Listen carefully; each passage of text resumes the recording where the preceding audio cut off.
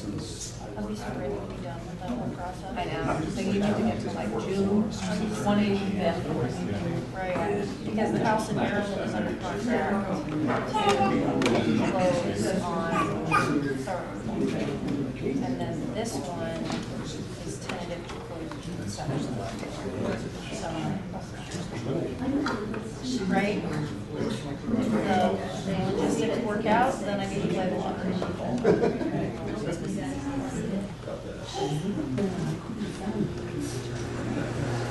So now, I did.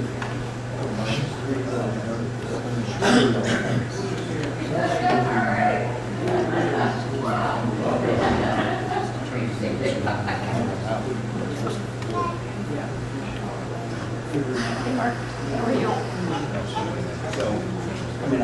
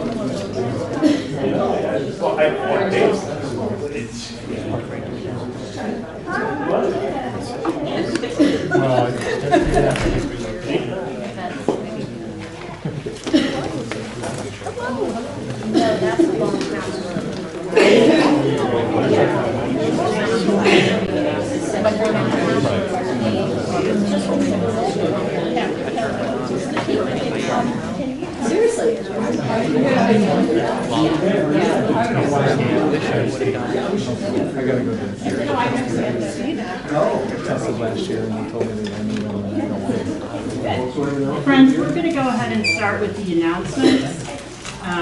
For those watching tonight's meeting virtually, the meeting is available to live stream via the Park District website. All information about Park District meetings can be found at winpark.org under the Park District Info tab by selecting Board Meetings plus Videos. Public comment is accepted in person. A link to the video and audio will be posted immediately following this evening's meeting.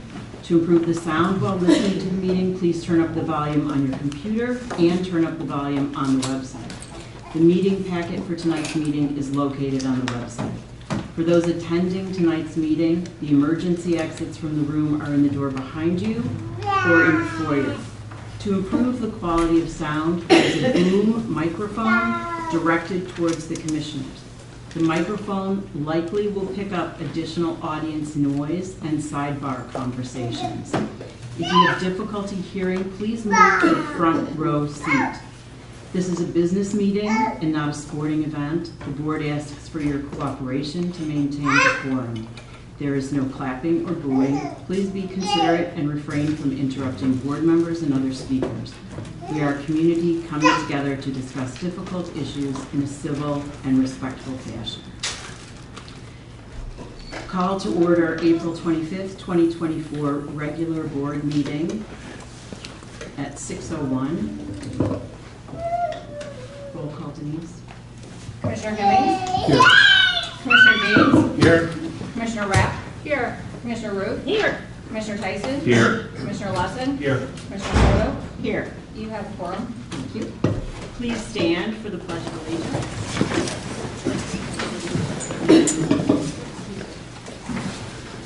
Pledge allegiance to the flag of the United States of America and to the republic for which it stands, one nation, under God, indivisible, with liberty and justice for all.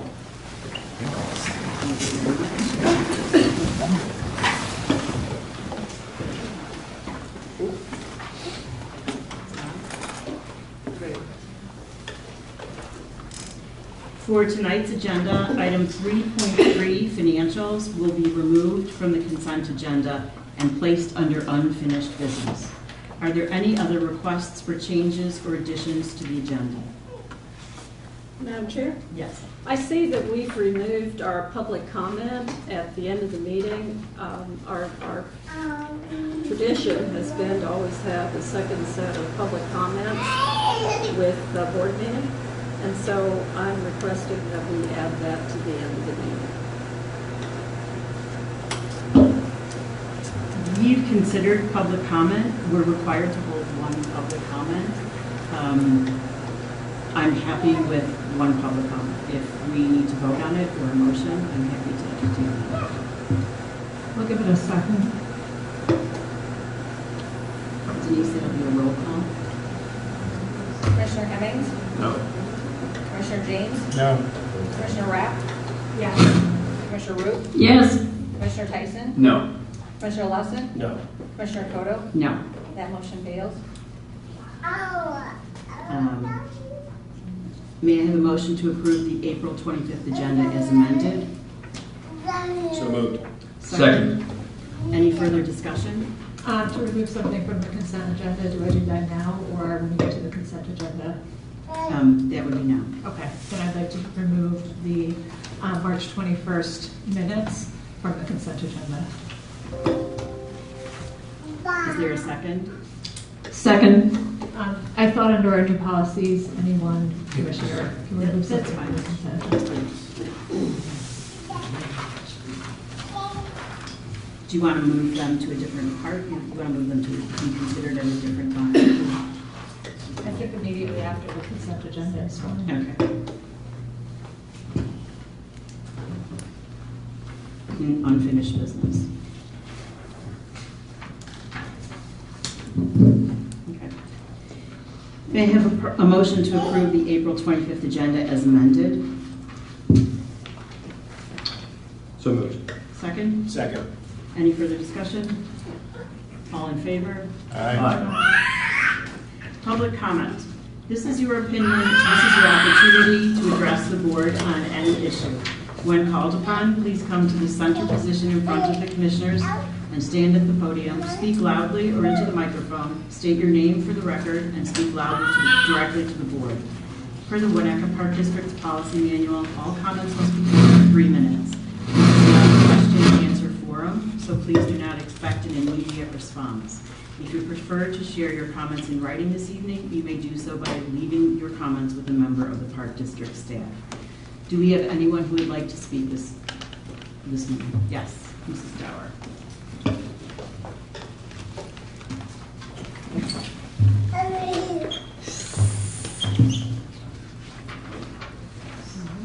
Good evening. My name is Miss Rebecca Dower, and I brought my daughter Niara here. And I'm here. I'm a resident of Northfield, and we live near the Hap Road Park, and we love that park, and it's managed thanks to the Winnetka Park District. And I'm here to share a couple of safety concerns I've had. So I've been there for a couple of years now.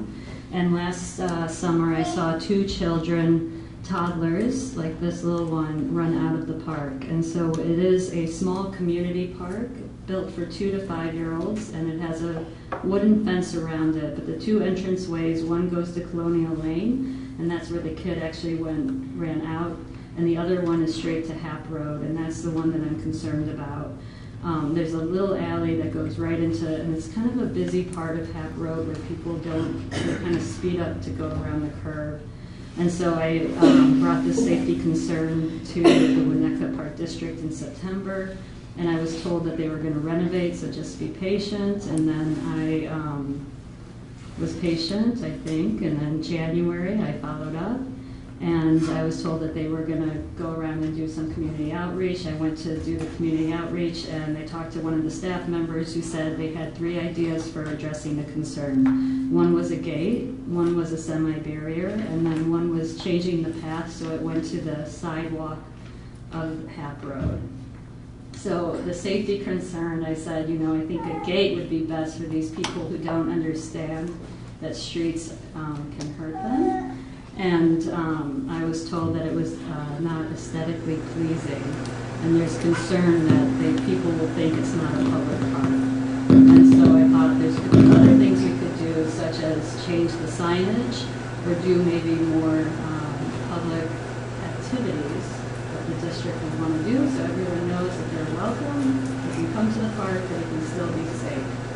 So I hope we live in a community that puts children's safety first.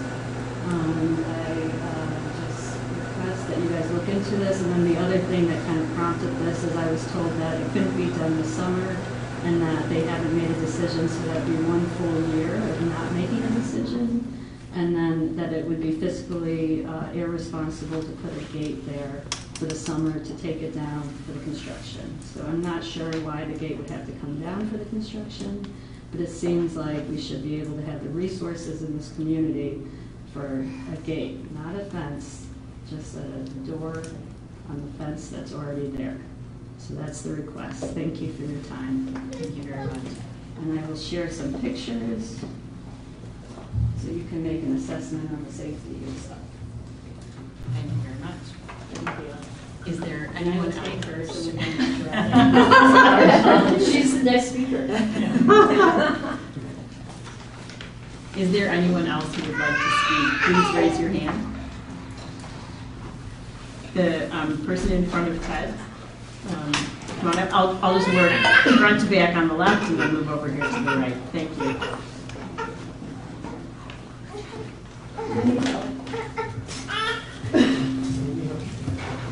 Hi, I'm Melissa Mizell from 939 Tower Road, and I'm here. I think I'll just wait for her. Yes, there you go. She likes the meeting.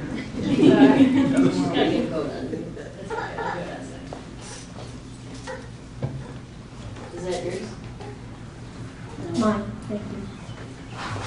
Say your name again. Yes, I'll start from the beginning. Yes. Thank you. I'm Melissa Mizell from 939 Tower Road, and I'm here because I'm aware of an upcoming censure motion, and in the 329-page agenda packet, there is no information about which person, which commissioner, is the subject of the censure or what the issue is. And this is not good practice. When Congress or someone like that censures a colleague, everybody knows who it is, why it is, what the objections are, and you're keeping the public in the dark, which I think is quite inappropriate. The other thing I wanted to speak about is my several years of service on the Caucus Council, including 2 on the Executive Board. And this gave me frequent occasion to explain to non-residents of Winnetka what the caucus is and how it works. And, you know, I tried to deflect any criticism in advance by saying, it sounds kind of Soviet, but it's a good thing. We try to arrange for a non-competitive election because everybody who's going to serve is probably going to be unchallenged on the ballot, and all we have to do is get some very gifted people with a lot of expertise to frequently donate a ton of time and do it for free. And the benefit of the caucus system is no one ever has to do the community this gigantic favor at the expense of saying, this is how I'm better than my neighbor, or even, this is how my neighbor is worse than I am. And when we talk about this evening's agenda and the risk of censure, that's a whole new proposition. I think I've never, I've lived here close to 30 years. I've never heard of anything like it. I think it would be so destructive to the ethos of Winnetka as a whole and how the whole thing functions. And I don't think people who are thinking, again, of making the community this tremendous gift of service should have to assess, well, what kind of people am I joining? Are they the collegial types or are they the vindictive types? Am I going to be able to fulfill my duties to the best of my ability to behave as I understand the situation is called for, to persist, to stick to my guns, or am I going to have to worry about public shame, honestly? And I urge everyone who is considering this mystery censure to think what you are doing to Winnetka as a whole if you advance this punishment. Thank you. Thank you. I think Ted, you were next. Well, she wants to Oh. know if she is good. Sure, of course. Yeah, of course, go right ahead. Hello, my name is Caroline Silvestri. I'm a Northfield resident, and I came to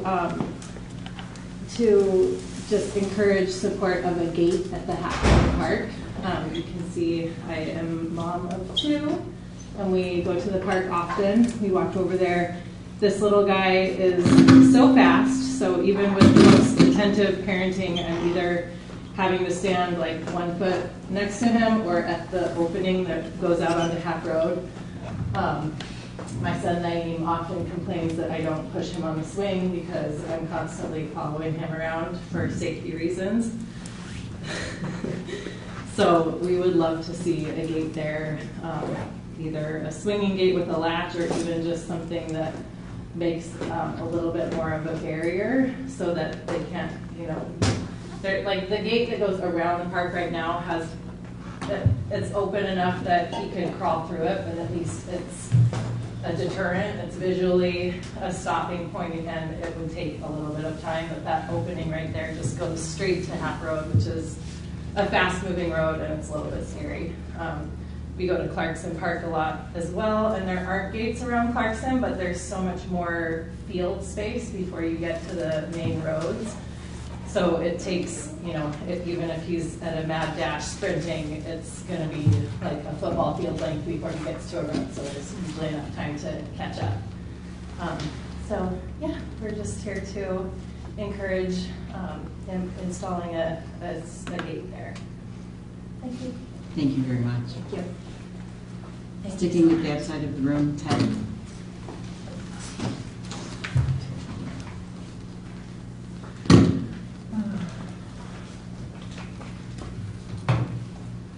Hello, Ted Winchenko. So, yes, I too am intrigued, as my email probably already and demonstrated about what this item is, and I am troubled by the lack of any sort of information about it to the public before the meeting, coupled with the fact that, this is our chance to talk about it, and so what do we say? We don't know anything about it. So after it happens, and 2 weeks from now you can talk about it again, it doesn't seem very timely. And this got me thinking about the whole land swap. Again, the land swap, which is dormant, which no one really understands the legal implications of, but we are still putting taxpayer money to fund development of property which we may not even own. It is shocking to me that the board would proceed with that development not knowing the legal status of that piece of land. And therefore, I know you can't answer questions today, but I would like to ask that the Park District provide a direct and explicit response as to how it would proceed if the desire for a transfer were to happen in the future. It seems like if you're going to have to spend millions of dollars defending the park's position, then maybe we shouldn't be spending all that money developing land which a private owner would then eventually get. It's like if I sold my house and then while it was awaiting closing, I said, okay, well, here, I'll put a second floor on it because, hey, I'm not going to get any more money for the sale, but, the other person might like it. It seems a little poorly. So I am going to ask officially, as much as I can, that the Park District provide me some sort of written reply as to why we are proceeding with the development of that property, given the fact that this land swap is still out there, and what the Park District's position will be if the other party wants to close on it. And that brings me back to today's meeting, because I do believe that the idea of the land swap and what has been done has ultimately been done in general with overarching purpose to make things better for everyone. Unfortunately, I feel that if we look back on the events surrounding how the land swap came to be and the discussions and things there, the other party involved had non-disclosure agreements that they demanded be signed. They didn't want this discussed in public until it was final, which, might be great if you're a private equity mogul and you want to, cheat millions of homeowners out of, additional fees. But when you're dealing with a public body, it really shouldn't have been allowed. And so tonight's actions of making part of the agenda secret, I think parallel some of the things that happened back there. And perhaps if we had more openness and honesty back then, we would not be in the situation where we are today. Thank you, Ted. Working from the front of this side of the room, I think these are all presenters, journalists. Second row, Mark, would you like to speak? Yes, thank you.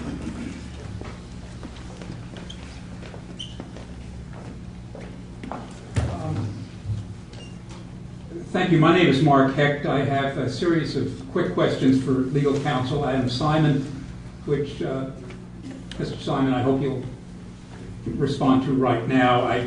I've assumed in framing these quick questions that you participated in or probably prepared the agenda for this meeting, but they really apply whether or not you did. My first question is, why do you conclude that the two words in item 5.2, namely, quote, commissioner censure, close quote, without any backup whatsoever in the 329 pages of materials for this meeting, one, provide proper notice to whomever is the target of this motion, of this attack, and second, last question, why have you concluded that this does not raise the question of a violation of 42 U.S.C. 1883, namely the giving rise to a due process claim under the Civil Rights Act for deprivation of rights under the color of state law? Thank you. Mr. Simon.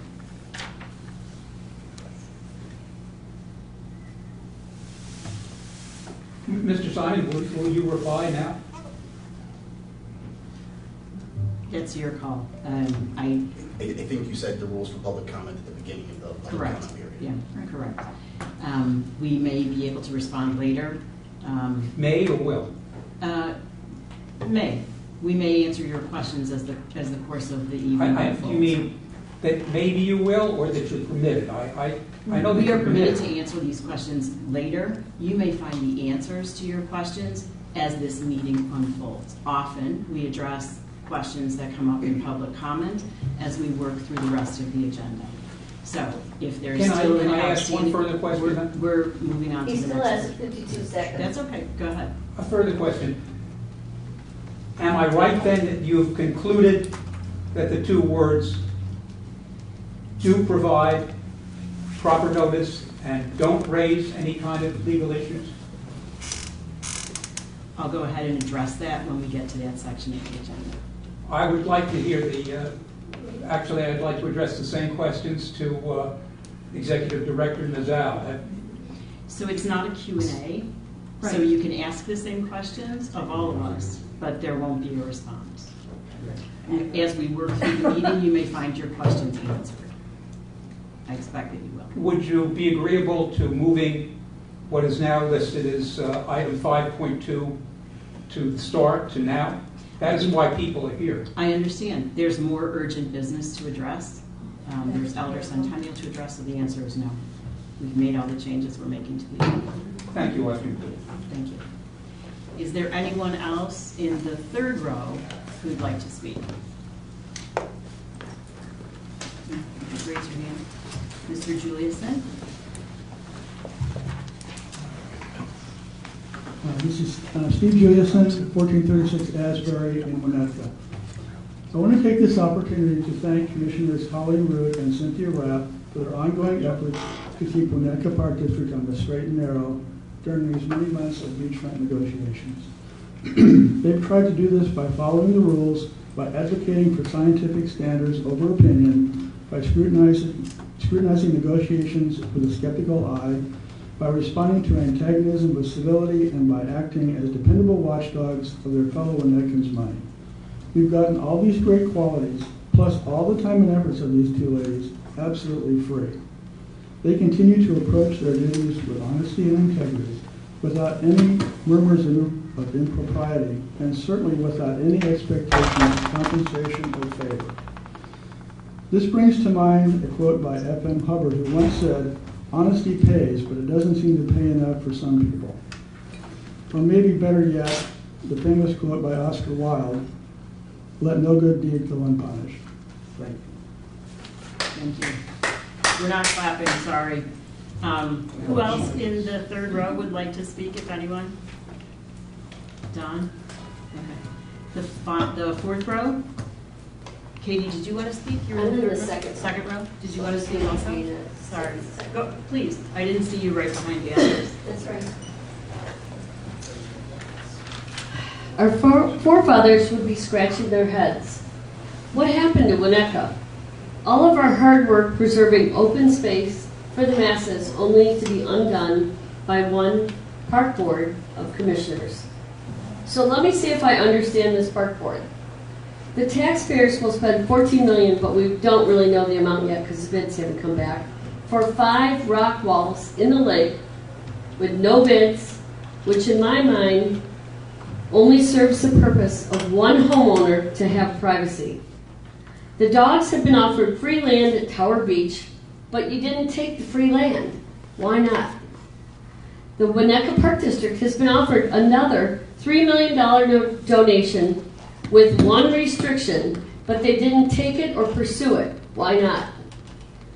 Elder Beach gets a stormwater pipe wider than the land we're receiving from the 70-foot swap, and also adding 4 more walls in the lake, taking even more of the precious open space for our community. What happened to the one united beach, which is what we started with? None of this was part of the option until we started negotiations with Orchard 2020. How did Kenilworth, Lake Forest, Glencoe, and Highland Park all renovate their beaches for less than $4 million, but Winnetka spending 14 plus, and I'm guessing it's going to be 20 million, to achieve the same goals? 4 times the amount of money plus, and we're getting less beach, more stormwater runoff, and giving the best beach in Winnetka to the dogs. Go figure. The Winnetka Park District changed Elder from a non-motorized beach to a human swimming beach once it entered into the agreement with Orchard 2020 Trust, in my opinion, despite knowing that Elder is one of the most, if not the most, polluted beaches in the state, yet alone potentially the nation. Winnetka Park District would be exposing people to cancer and liver disease risks, among other health problems, by allowing swimming at Elder.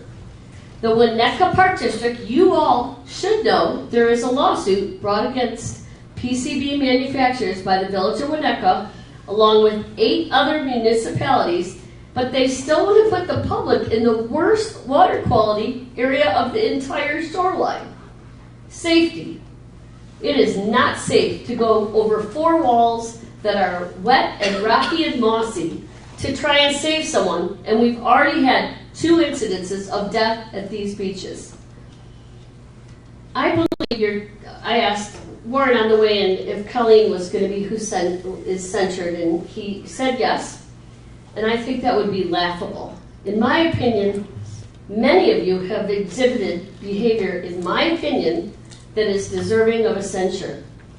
So now you will set a precedence which could open you up to potentially far more scrutiny and maybe much more severe than you'll believe.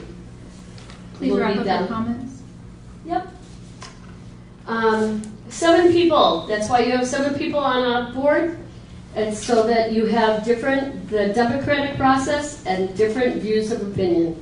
She's bravely represented, as he said. I'm not going to go into it. Your time is up. Please wrap up your comments. A strong board doing the right thing does not need to censure a fellow board member. And the last thing I'm going to say is public comment should be after you have your meeting, before and after, because we don't know, we didn't even get anything in the packet that said what you were doing.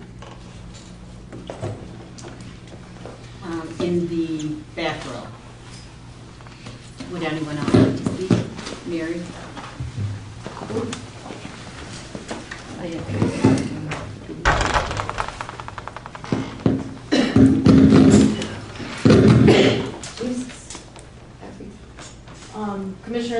I've been out speaking. If you could turn off your mics, that might help. Thank you. That's a good thing you can't speak to. Good evening. My subject is completely different, but similar to what was proposed earlier. Board meetings need not be long. They should not be uninviting.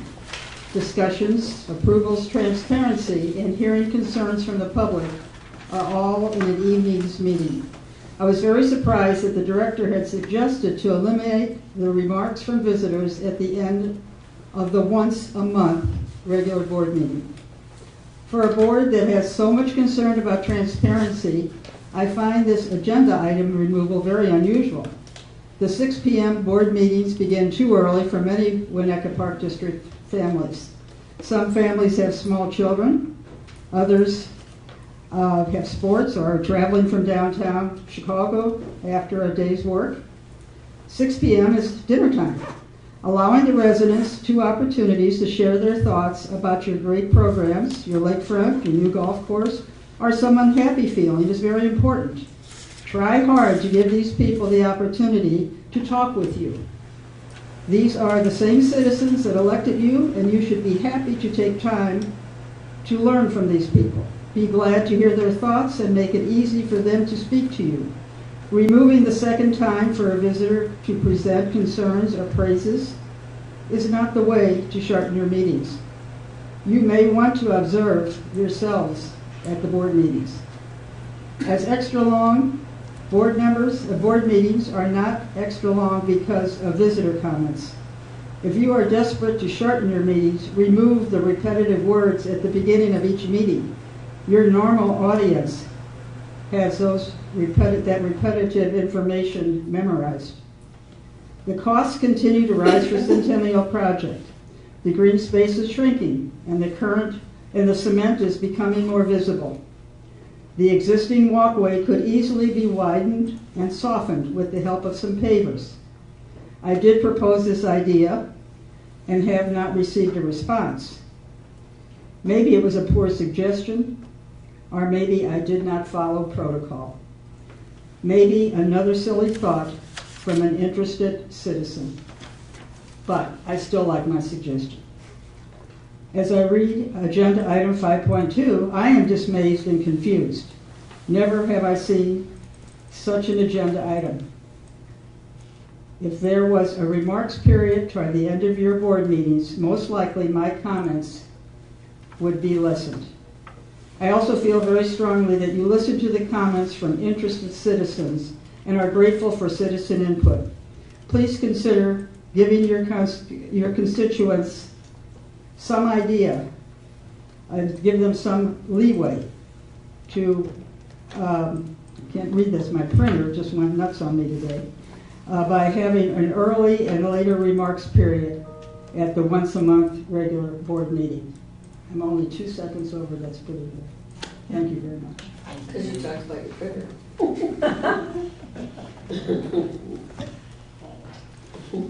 The back row, is there anyone else who would like to speak? Alan? No, Kim? thank you. Susie? Okay. Thank you very much.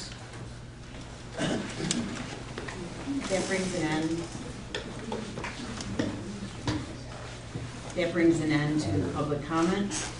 The consent agenda without objection or request for removal of any specific item from the consent agenda for individual consideration, we will act on the following items with a single vote. 3.2, Committee of the Whole meeting minutes, April 11th, 2024. 3.4, vouchers in the amount of $608,280.84. 3.5, Resolution 2024-4-2501, naming Shannon Q. Nazal FOIA Officer for Winnetka Park District. 3.6, correction to 2023 year-end financials. And 3.7, authorize Commissioner as check signatory. May I have a motion to approve the consent agenda? Second. Is there any discussion? That's a roll call. Commissioner James? Yes. Commissioner Rapp? Yes. Commissioner Root? Yes. Commissioner Tyson? Yes. Commissioner Lesson? Yes. Commissioner Hemmings? Yes. Commissioner Cotto? Yes. That motion passes. Excellent. Regular meeting minutes of March 21st, 2024 was moved to immediately prior to item number 4, which is unfinished business. I'm happy to do it after the Winnetka Golf Club update, if no one objects, just because I see we have Perfect. the Kemper team here, Yes. so. I'm sure they They don't, appreciate as that. much as they would love to hear my comments on the minutes, I think they can be Perfect. spared. Thank you very much. Kemper?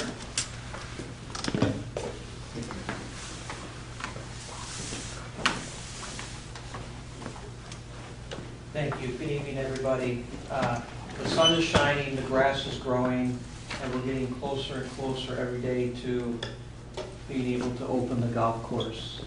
The range is open right now. Discover Golf is in full swing, and we're getting ready to welcome our new general manager.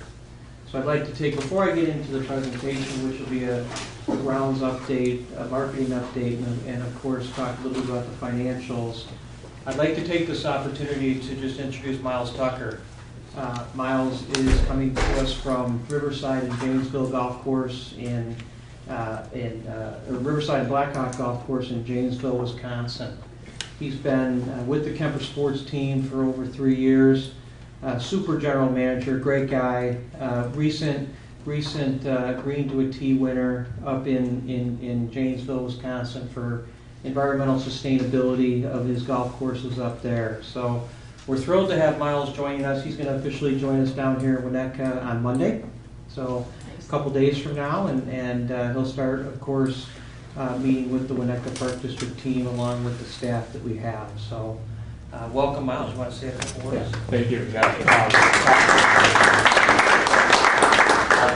Happy to be here, ready to get started, and just glad to be a part of this and ready to serve the community and work with Shannon and Costa and everybody. So, yeah, thank you. Thank you.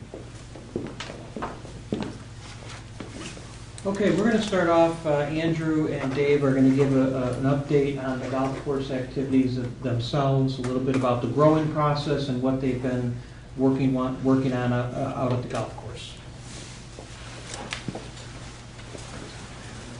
Good evening. Thank you for having us. Little update. Seems like it's been longer than a month since I've stood up here and talked to you all. The golf course is really starting to wake up over the last few weeks. Soil temperatures have started to rise. We're in the mid-50s now, so the grass is really starting to grow. Main message is starting to cut grass on all surfaces on a regular basis throughout the week. We've been cutting greens and tees for roughly about a month now, and just getting around on the first time last week on the fairways. They're responding really well to the cut, and then also getting around on the rough as well, as you'll see in the next 2 slides. Other projects we've been working on is completing bunker renovation up at the clubhouse, the chipping green bunker up there. We redid the drainage and replaced the sand in that, along with getting the putting green and chipping green ready. We aerified, top dressed, and got it open. It's been open since April 1st, and likewise with the driving range and the target greens. So everything's been open and been ready for play since we opened the driving range a couple weeks ago. This is just kind of more reiteration of what I just spoke about, and just without going into detail, we're on pace, keeping up. We're cutting everything. The only thing that we're lagging on is the par 3, and that's to be expected, the late seeding, but everything looks good over there. We're starting to add fertilizer over there as well. So just looking for some timely rains and some good weather, which we've been receiving in most recent weeks. So really happy with how the progress has come along. Big key thing for us is bringing in the labor and making sure that we can accomplish all these goals that I set forth on a daily, weekly basis. And we have, to this date, we have attained the labor and the staffing and the experience from those guys to come in and do the job. So really pleased how they're coming along here in the first 3 weeks, 4 weeks. Some of them have been with us now. So we're really accomplishing those goals. Capital projects, we've been working, the roof was replaced on the car barn here in the last month. So that's done, looks really nice out there. We've started working on retaining walls and timber steps. We've started replacing those. We're getting quotes for replacing the old carpet that was down and replacing that here in the next few months before we open. Everything is just kind of coming together as we move forth and closer to our opening date later in the summer. Anything else up there? One more. Okay, so environmental sustainability. We have engaged, the Eagle Scouts engaged us. We are moving forward with a project, and he will be installing several bat structures out on the golf course for us. So that will be completed. It's expected to be completed before the next meeting here in May, but we will have an update at minimum to see how that's going. So this should bring bats back in and help us maintain the mosquito population out on the golf course. Really helps with the new water features that we have, and then we also incorporated into the property. Earth Day presentation. I delivered a presentation last Thursday to the Rotary Club of Northfield, Winnetka. We went over sustainable practices, water conservation, and the Audubon certification process that I have been working on over the past 6-8 months, and talking about everything and how the stormwater management program has gone through and the state that the golf course is in. We did celebrate Earth Day on Monday. We focused really on not using a whole lot of equipment. The only equipment we used was carts to get around on. We didn't use 2-cycle engines, any mowing. We didn't do anything. We focused on reinstalling habitat structures, bluebird, wood duck, and worked on renovating some of those structures and putting them back out. Those structures were really fought after. Really, as soon as we were getting them up, the birds were really trying to move back in. So it's been great. Wildlife has really started to come back. We see turtles, ducks, deer. Everything's kind of coming back, and it's really great to see after the place has been under construction for 14, 16 months. So that's been great. So it's really, I'm really pleased. It's really coming together, really kind of seeing the light at the end of the tunnel right now for the project, and welcoming everybody back. So great, thank you. There's just a couple more comments on some of the capital. So we're on pace with all the capital projects that we have and all of the capital equipment. We had come to the board last year requesting the approval for golf carts. So those golf carts are on schedule for delivery. We're expecting them in late June, early July for those golf carts to be delivered. So we have the lease documents that came in today. We'll be forwarding the lease documents over to Jim and his team for execution, but there are no surprises on those documents. So we are in good shape there. I'm going to pause at this point and just if there's any questions for the team, and then we'll continue on. Yes, sir. Were you able to, excuse me, were you able to sell the old golf carts? So the lease documents that we have represent the trade-in value of what we were told from EasyGo. If we are able to sell them, we'll certainly revise those.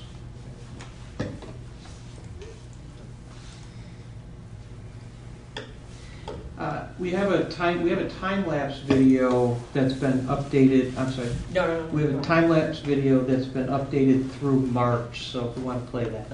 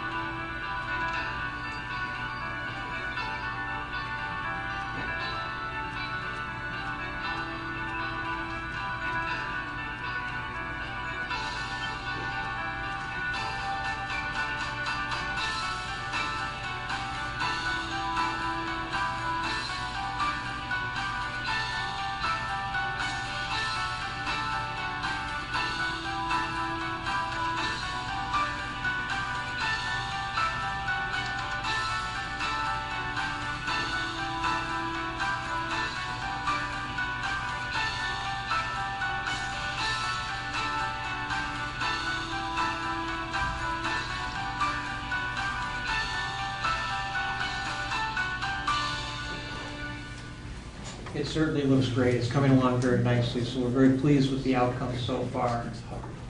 I'm going to pinch hit for BR. BR is tied up right now. He is here on property, but he's tied up. So I'm going to pinch hit, and Mary Kate. We're eagerly awaiting Mary Kate to come back. She'll be back in June, but Mary Kate and baby are doing great. So. Marketing update, we've started the logo development process. You're going to hear a little bit more about that in early May, the logo development. That'll be the next phase and the next step. We've been working with Shannon and her team on the logo development. Some range opening. We hit the range opening. We did social media posts, which concentrated on hours of operations, along with range bucket pricing and cost pricing on social media for the range. We've been advertising the Discover Golf program through social media posts, along with a press release, which will be going to the Chicagoland media on the Discover Golf program, and that's the junior program that we have at the facility. There's a picture down in the bottom right of just some of the kids and Richard and his team at the Discover Golf program. You'll be seeing next week some social media posts and also a press release to go out introducing Miles to the team. That'll go out first thing on Monday to the Chicagoland media and to the golfing community and social media. And we're in full opening day planning mode. We've been working on a run of show, invite list, golf outing planning, and then of course a reception. And we've been working with Shannon and her team, and we'll certainly share all that information when the time is right. Again, golf carts are expected the end of June or early July. We have been working on the liquor license application process. We're in the final stages for submittal. That may have even been submitted today. Menu development's in the final stages. We have the Turbo Chef on site for the F&B side. We're working on independent contractor agreements, and most of them are in place for any third-party instructors. We've got merchandise on order, but I know Miles has been reaching out to reps in his spare time and making appointments, and also working on his open-to-buy plan for merchandise. And then, of course, we've launched our Frequent Fairway program in Chicagoland. And for those that are unaware of what that is, the Frequent Fairway program really concentrates on our Chicagoland portfolio of courses, and it's a you get a stamp each time you visit a particular course. There's different giveaways at each stage: sleeve of balls, a ball marker coin, and if you visit all the golf courses in the program, at the end of it you get a Titleist Vokey wedge. So it's a great program that keeps people inside the Kemper organization courses and allows them to go travel various courses: Harborside, Cantigny, Bolingbrook, Fountain Ridge, Deer Path, and Winnetka. And at Winnetka, obviously the golf course is closed, so it requires a large range bucket purchase in order to receive your stamp at Winnetka. Financial update. Everything's going well on the financial side. We had revenues of $25,000, almost $26,000 in March, compared to a budget of $36,000. Year to date, we're at $75,000 in total revenue compared to a budget of $54,000. The team, Andrew and Mike Sampson and the team, have done an excellent job in controlling payroll costs. In March, we spent $41,000 in payroll compared to a budget of $66,000. And operating expenses, they certainly had some savings there as well. There will be some deferred. There were some costs that were deferred, so we will have some additional costs on top. But so far in March, net income was a negative $47,000 compared to a budget of negative $156,000. So we didn't lose as much as we were budgeted to lose, and you've heard that before. Year to date, a negative $145,000 compared to a budget of negative $352,000. So we will have some costs that get layered in, but we're certainly seeing the savings that we would expect to see. So I'm going to pause and answer any additional questions. I was just saying, great job on the execution, great job on coming in less negative than we originally anticipated. And the golf cart delivery, they were originally, when we started talking, you had to order them, prices were not held, delivery times were maybe 18 months, maybe. So thank you very much for making that happen. And I think that's the leverage of a volume buyer. Our pleasure. Our pleasure. And we're looking forward to exceeding budget when the golf course is open. So going the other way. Good. Well, thank you very much. Everybody have a great night. Thank you. Thank you.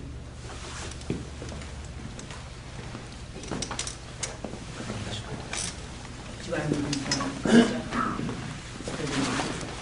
I could. Yeah. Okay, so we'll move to item 3.1, move down into unfinished business, which is the regular meeting minutes of March 21st, 2024. Thank you. I had just one comment and one change that I wanted to discuss. On page 3, there was a note about Attorney Simon announced that the abstention by Commissioner Rapp goes with the majority vote.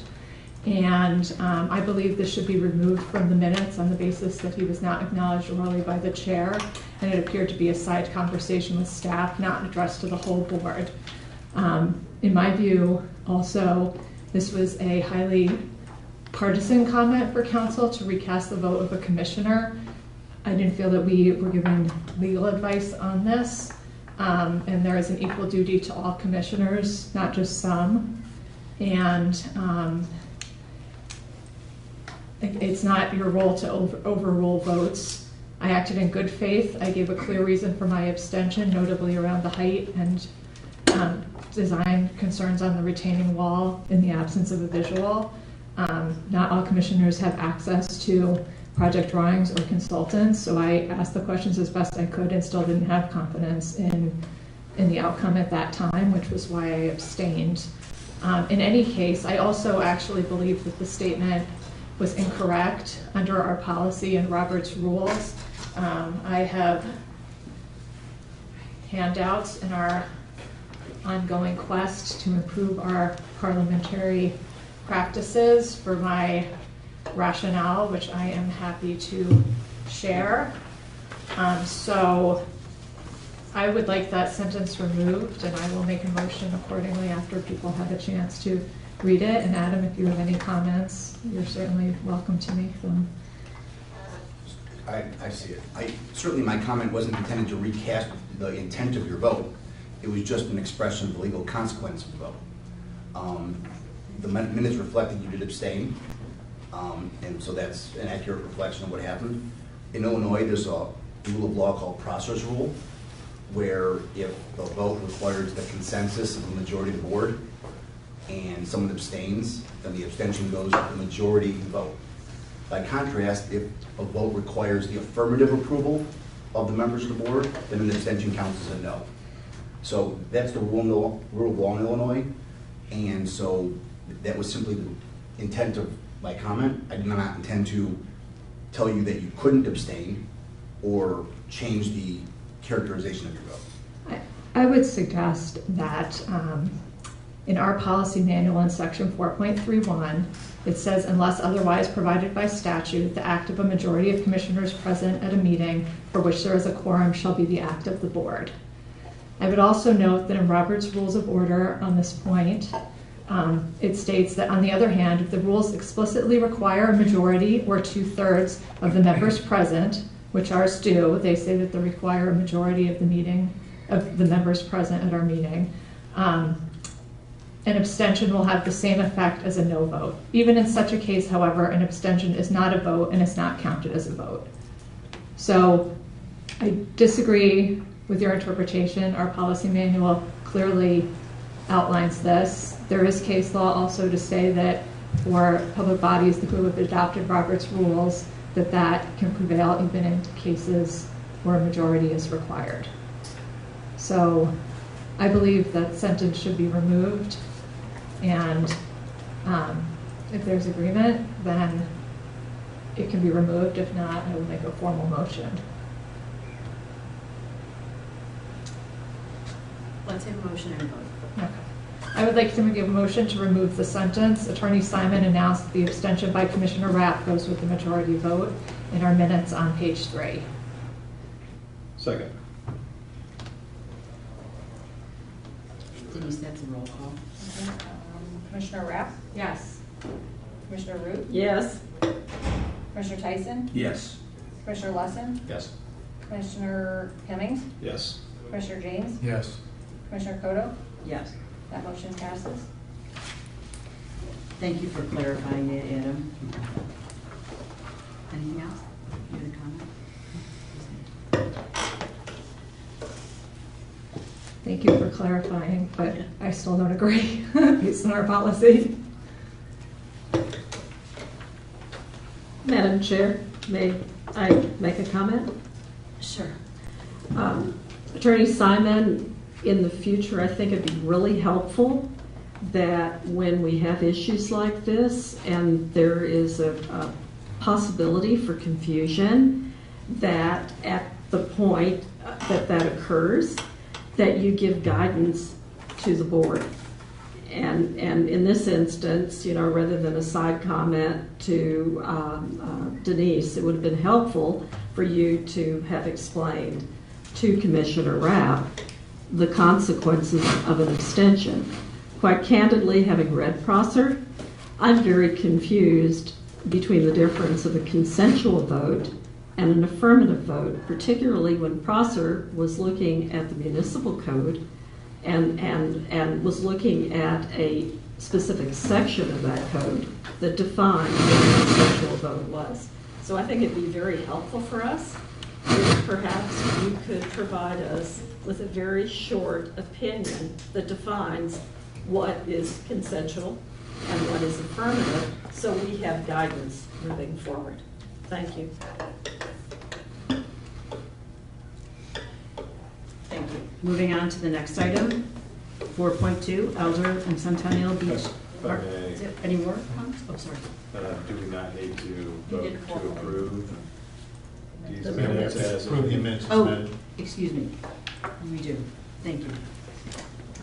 May I have a motion to approve the minutes as amended? So moved. Second. That's a roll call vote. Commissioner Rapp? Yes. Commissioner Root? Yes. Commissioner Tyson? Yes. Commissioner Wesson? Yes. Commissioner Hemmings? Yes. Commissioner James? Yes. Commissioner Kodo? Yes. That motion passes. Pardon me. Item 4.2, Elder and Centennial Park and Beach update, Costa.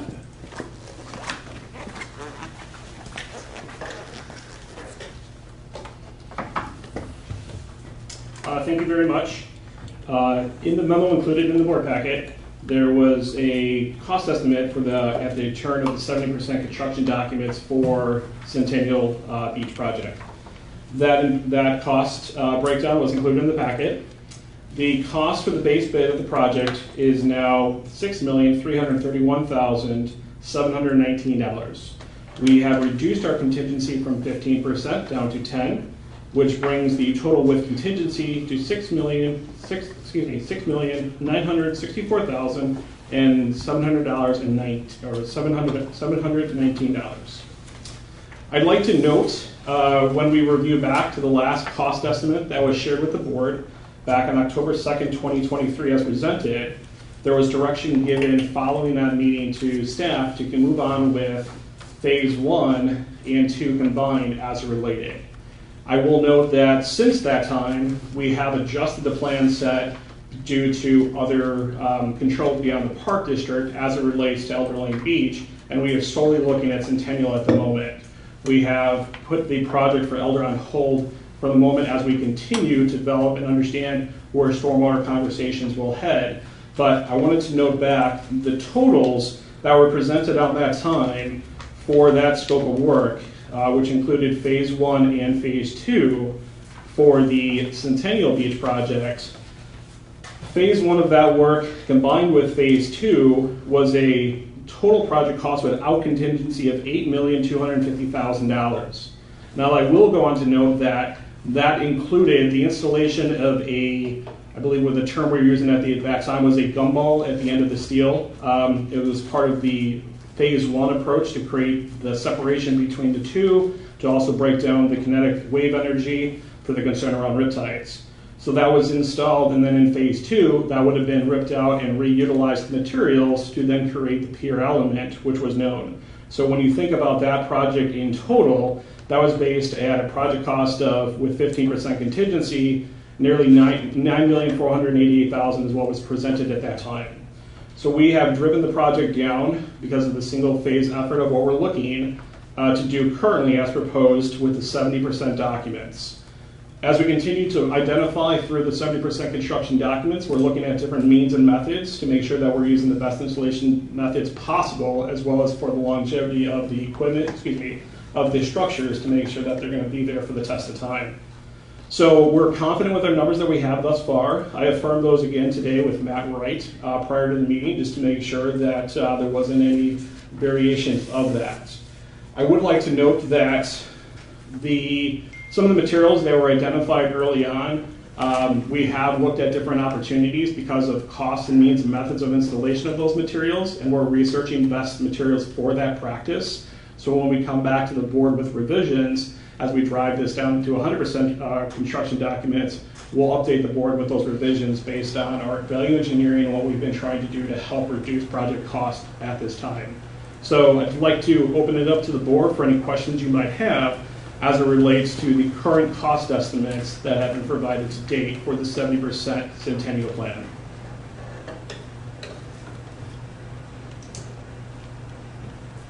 Sure. Please.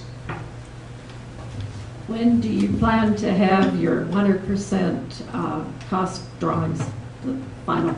Right now that we're anticipating the 100% documents to be completed on June 14th, and with the final phase documents completing on June 28th, those would be the documents ready to go to bid at that point in time. And can you explain why the contingency was reduced from 15 to 10? Is that you're feeling more confident now that you have 70% of the construction drawings done? As you continue to drive down to the project details and actually get to the means and methods and scope and the identified materials, yes, exactly right. We're able to reduce the project scope or contingency because now we have the exact means and methods, and we're driving those costs based on the actual line item cost and unit cost that we're proposing as far as construction. James? I had a question, but that was it. So, thank you. Excellent.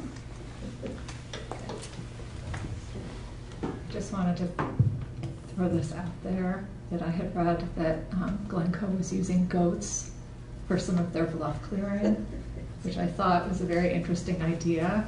I don't know if there's any applicability for this project or some of our other sites, but I thought that it was kind of innovative and different to help deal with the invasive species. And then the other comment that I wanted to make is I observed that Kenilworth, at their last village meeting, had the bids for their project. And so I'm just wondering if there's an opportunity for us to do, to get the line detail and use that to refine our estimates, because we have a very similar project in a very similar location. I think one of their vendors had quoted land, which was obviously the lower bidder, and then the other vendor had quoted, lake delivery, but marine, and I think that there's probably a detailed breakdown similar to detailed breakdowns that we've received, so that might also be a way to refine some of our estimates.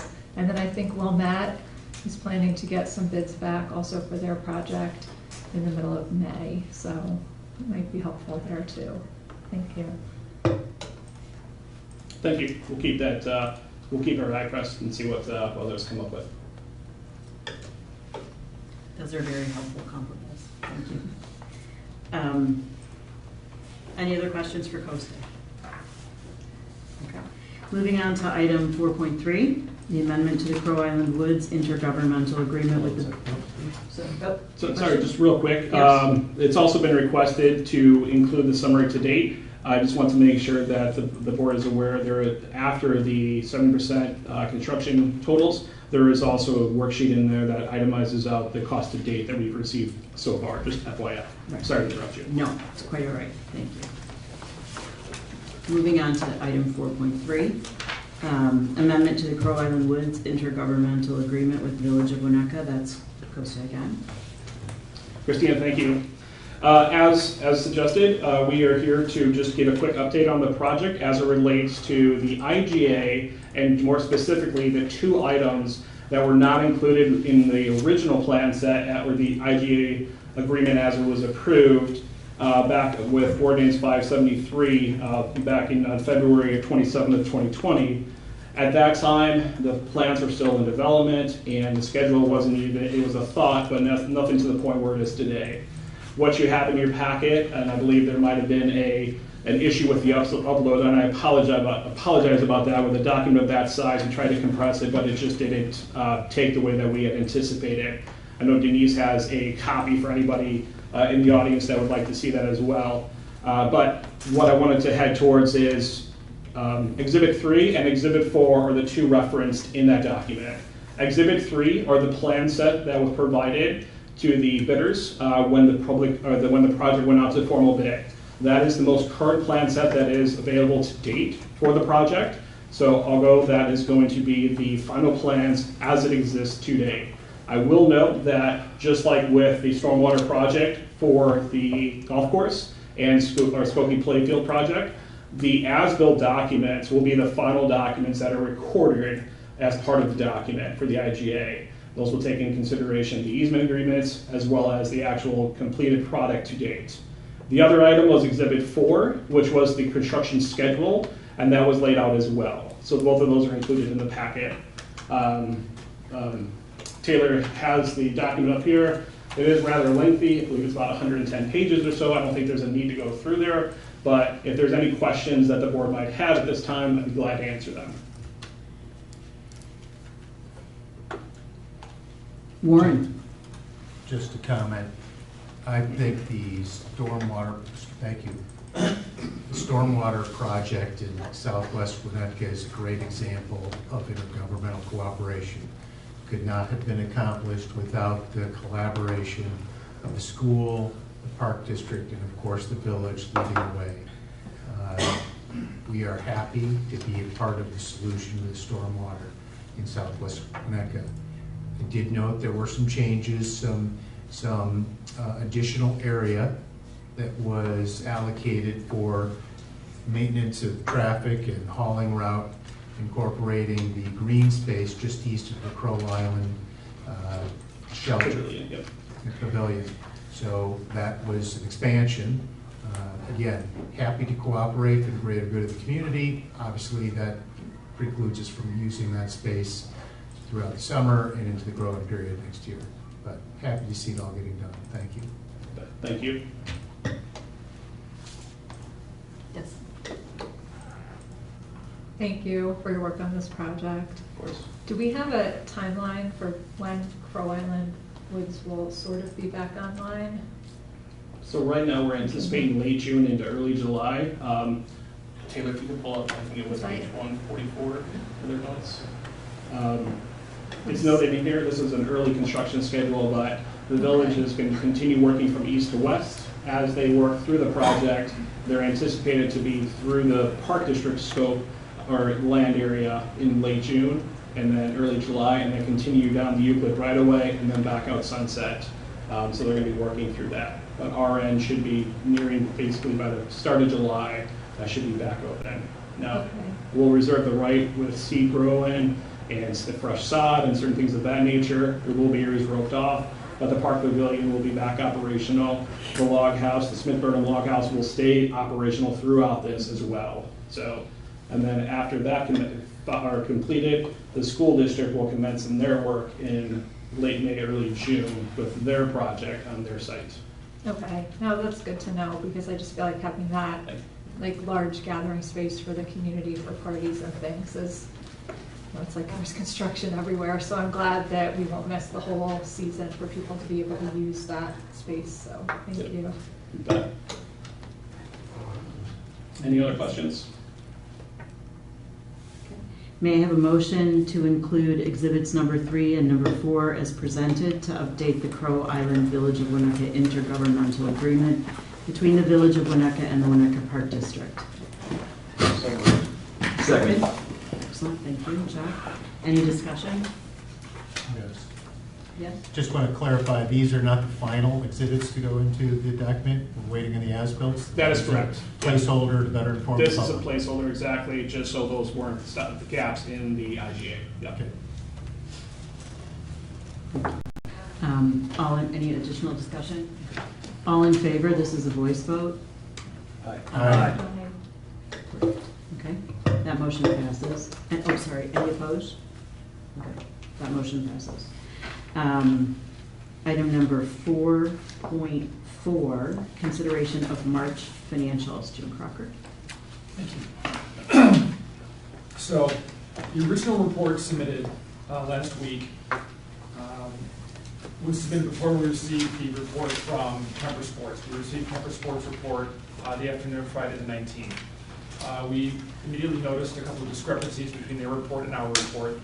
We sat down early this week to iron out those discrepancies, discover what they were. Thank you, Adam. There were a small number of expenses that were accrued but had not posted when the report was originally run in early April. We revised the report, but because of the short time between the time the report was revised and tonight's meeting, we thought it best to pull it out of consent so that we could go through it and see if members of the board had any questions. As it stands, our numbers sync up now with Kemper's identically. Those accrued expenses have now posted to our system, and so we are now matching Kemper's numbers. So, any questions? Yes, ma'am. This work. Can you tell us, year-end to date, how much has been spent in capital on the golf course? Because people keep asking me, how much have you spent? How much have you spent? So can you just give us that number? So far, year-to-date, for capitals, I'm talking about year-end last year. oh, year-end last year. Yeah. That's an item separate from March financials. I don't want to muddy waters here. Can we resolve the March financials and then I think back? Okay, certainly. Thank Yes, you. sir. Thank you. Any other questions? Yeah. I just want to say thank you to Jim for reconciling these. I'm glad that we were able to reconcile them easily, so I really appreciate that we've done it, because it's been like a lingering, like, do they match, do they not? So I feel like by going through this process, the fact that you are now able to tie out and understand what was causing the discrepancies, I really appreciate. And I think it's good to have this ironed out as, the golf course reopens, things start changing. Hopefully we will be sending Kemper a lot of money, because it will mean a lot of people are playing on our course at some point in the future. So I think it's good to get the financial baselines and processes ironed out. So I just want to say thank you. Thank you. I would also like to note, this was a unique circumstance. The March report was prepared early in the month of April because staff had some planned time off. Going forward, the report will be prepared closer to the meeting date, so we have the most up-to-date numbers possible. Good, thanks. May I have a motion to approve the March financials as amended and presented? So moved. Second. Thank you, Eric. That's a roll call vote, Denise. Commissioner Tyson? Yes. Commissioner Lesson? Commissioner Hemmings? Yes. Commissioner James? Yes. Commissioner Rapp? Yes. Commissioner Root? Yes. Commissioner Toto? Yes. That motion passes. Thank you. Moving on to item number 5, new business, 5.1. May I answer Yes. Commissioner Root's Yes. earlier question? Yes. Thank you. You're welcome. Thank you very much.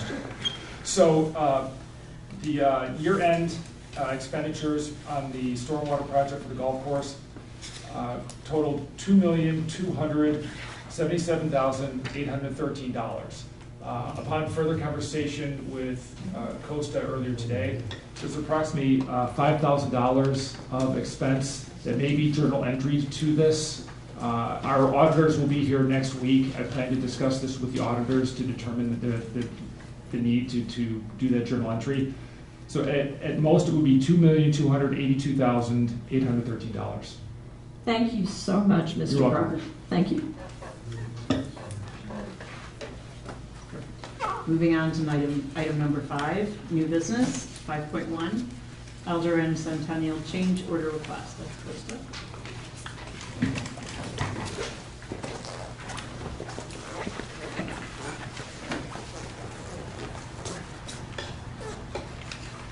Christina, thank you again. There's two memorandums in the packet here to discuss. The way that our contract is broken out, we have 2 different base contracts that are being amended here, or a request has been requested for additional services based on some actions that was directed by the park board and some actions that were outside of the park board's control as it relates to other things that are going on within the community as it relates to stormwater. With that being said, I will talk through the first change order for Red Barn Design and Engineering. Red Barn has put together a proposal, combined proposal price of $70,240. That proposal is broken down into 3 different facets. The first facet is the work that is combined for the separation of plan sets to go from one scope of work, where it was a combined project, to 2 independent scope of works as requested. So as we're moving forth with our Centennial, as it was presented just moments ago with the cost estimates, we have Elder has been put on hold and is lagging behind right now. Taking that into consideration of the dual plan sets that are being created, the dual bid documents that will be created, specifications and so forth, and bifurcating those 2 plans, there's fees associated with that. The base bid identified for permit applications revisions to send out 2 independent permits is broken down to $9,620. The document revisions is $10,140. I will make a note about the documents. There was an original cost built into Matt Wright or Red Barn Engineering's original proposal for $7,425. That cost that was part of the original budget, or excuse me, original contract will not be expensed. So that is more as a cost difference between the two than a full increase of $10,000. So please note that. In addition to that, there is project manual cost estimate for the revisions to the plan sets as they're being divided now into two separate ones for $1,880, as well as Elder Lane bid phase services, as I noted, for $8,665. So that takes that base sum of work to the total of $30,305.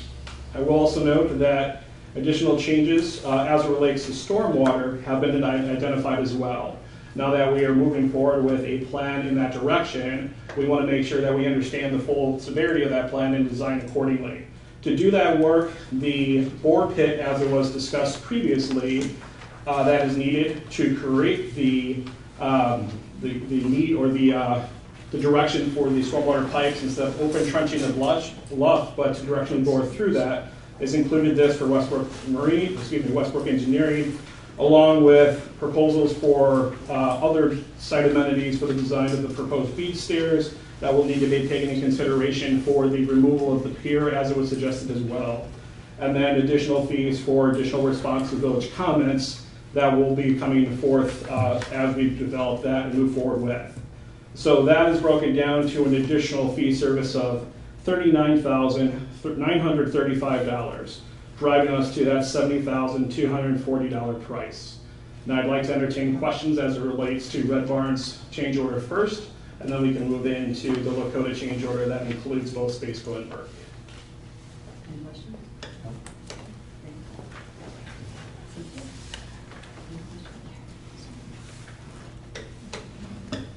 Just checking in the funds that we will not be expending with Red Barn. I'm assuming that little bit of money that was left over from the Elder Pier study will be not expended and rolling into this as an example. The previous change order for $18,600 some odd. Yeah, what was expensed to date will be what was expensed. There's no more incurred work. Okay. I reserve the right if that changes and that comes back into play then, but yes, right now that is correct. I'm somewhat curious as to why we are working on Elder at this point. I saw that the village approved the contract with Strand for their East Winnetka stormwater study. And since Strand worked in East Winnetka in 2015, I note that there have been, I believe that was the last time they did a study, and you and Commissioner James would be far more learned on that. But we've had changes in regulations through the IEPA, and then we have changes with the MWRD with the water management. And so I'm rather curious as to why we're expending these funds now, rather than letting the village do its new study, because that may affect what happens with what Red Barn's work might be. So could we economize more if we simply delayed that until the village Strand completes its study and its recommendations? So to your point, the cost of expending those funds now versus waiting to see what's derived out of the work from Strand and the village of Winnetka and their engineering team and what comes out of that versus what we're proposing here. What we're proposing here is, once again, these are the improvements that are from the steel out into the lake. So we're talking from the steel bulkhead into the breakwater and then the breakwater out. The only thing that I understand the way that would change is based on the pipe size and other things that will be sorted out once they dive into that plan set and start working through that. The work that's being suggested here for the $39,935 isn't starting tomorrow. This is work staged, ready to go to follow what we expect based on the last IGA discussion. I'll say IGA, but more or less stormwater discussion amongst the presidents as well as elected officials that met back in, I think that was really March. That information and what was given to to staff, driven by the Parks Board desire to split the two projects and eliminate the pier, and move forward with the consensus of the stormwater in the north structure. That's what was driving this cost associated with that project. Nothing else. The work from that point due west is still to be determined. There's additional work that the village has to do to complete on their further west study of it as the water draws east. This is just getting us queued up, so when we are ready to execute, we may execute. If this work doesn't get approved and the park board and the village board decide to move in a different direction or change plans, this would not be executed on until we have a direction from the park board to move forward with Elder Lane Park. Thank you. Thank you. James, any questions? Jeff? No. Okay. Yes? I think you noted, but I want to clarify that the village did award the contract to Strand last week or the week before. Correct. And from the last information you provided, they expect to have us a pipe size for the discharge by July. Is that correct? Is that still accurate? I believe that's what was discussed at the meeting with the elected officials. And I can also assert that Strand, village engineer, our engineer Spaceco, and Red Barn have already discussed routing when we were originally planning to relocate the storm sewer. So the routing has been optimized to minimize the impact on the existing mature trees in Elder. The current routing of the plan that we have to date was revised based on by conversations amongst the park board to have a less invasive route. We completed that. We've shared those revisions with the village staff. That's where it's ended to date. I can't say for certain that a lot of work has been done already. Is what I'm trying to assert. A lot of work has been done already to relocate the discharge point of the storm sewer. It all comes to a union at Sheridan and Elder, and then it traverses the park and goes out into the lake. The plan that we previously discussed rerouted that to the north edge and takes it out through the North Groin. Then the village came back and said, wait, we're going to keep the pier. And then more recently they said, no, we're going to get rid of the pier. We'll tell you the pipe size in July. So we're really back to where we wanted to be, and that's great. I mean, we're in full agreement with the village. We moved the existing pier at 75 years old. It's in disrepair. We have a route. We're just waiting on the pipe size. So it should be a pretty smooth ability to work together. Yeah. The trees aren't going to move, and we obviously want to protect them. So that was one of the main drivers from the direction given here. Great, thank you. Any other comments on the Red Barn change order? Okay. Do you want to move on to the Lakota change order? Perfect. So in addition to take a look at the project separation, of course, our other consultants on the project, the Lakota Group, and their sub-consultants of both Spaceco, one of the civil engineers, and Christopher B. Burke Engineering, who was brought in for some stormwater elements initially, but then also structural engineering to support Spaceco's efforts for the design on the road going down, the retaining walls needed at Elder, and other engineering efforts at Elder, as well as the staircase at Centennial. That proposal is broken down into two facets. Please note that Christopher Burke is working with Spaceco, and they're going to be billing conjointly through that. So when you hear the totals for that, that is both sets of services. I'll start off with the Lakota Group. Elder Lane's scope of work was identified to split the construction documents into two packages, additional meetings and consultation, as well as permit reviews to date, future permit support, public hearing and engagement process, as well as the Elder Beach wall design for that small retaining wall that's adjacent to the house, the Elder Lane Beach House.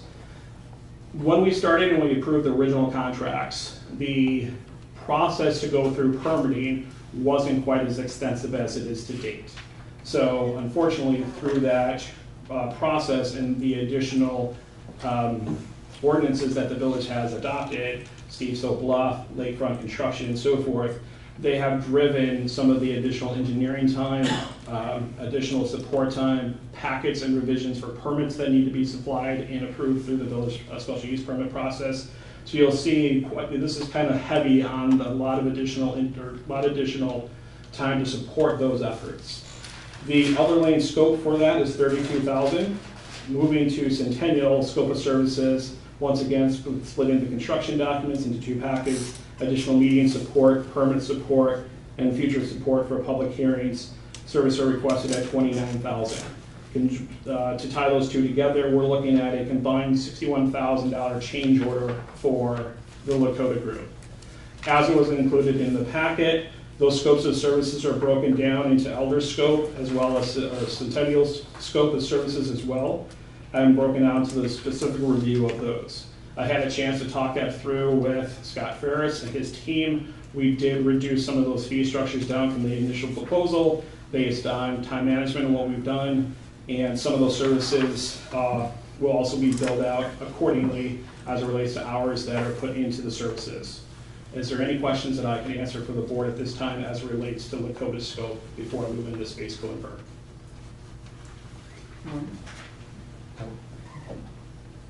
Eric, no?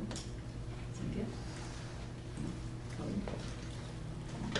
I presume the answer is the same for Lakota on the Elder segment as it was in my prior question. Work will not be completed with Red until Barn. directed. Thank you. Yeah.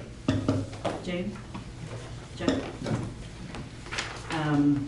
May I have a motion to approve the Elder Lane and Centennial Park and Beach project change order number 2 as presented, which includes a change order from Red Barn Design and Engineering SC not to exceed the amount of $70,240 and a change order from the Lakota Group not to exceed the amount of $161,500. So moved.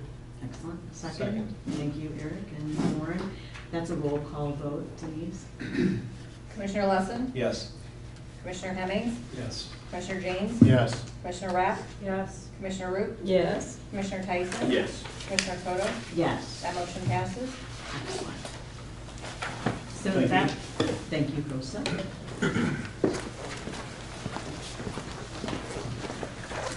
So that brings us to item 5.2, which is the Commissioner censure.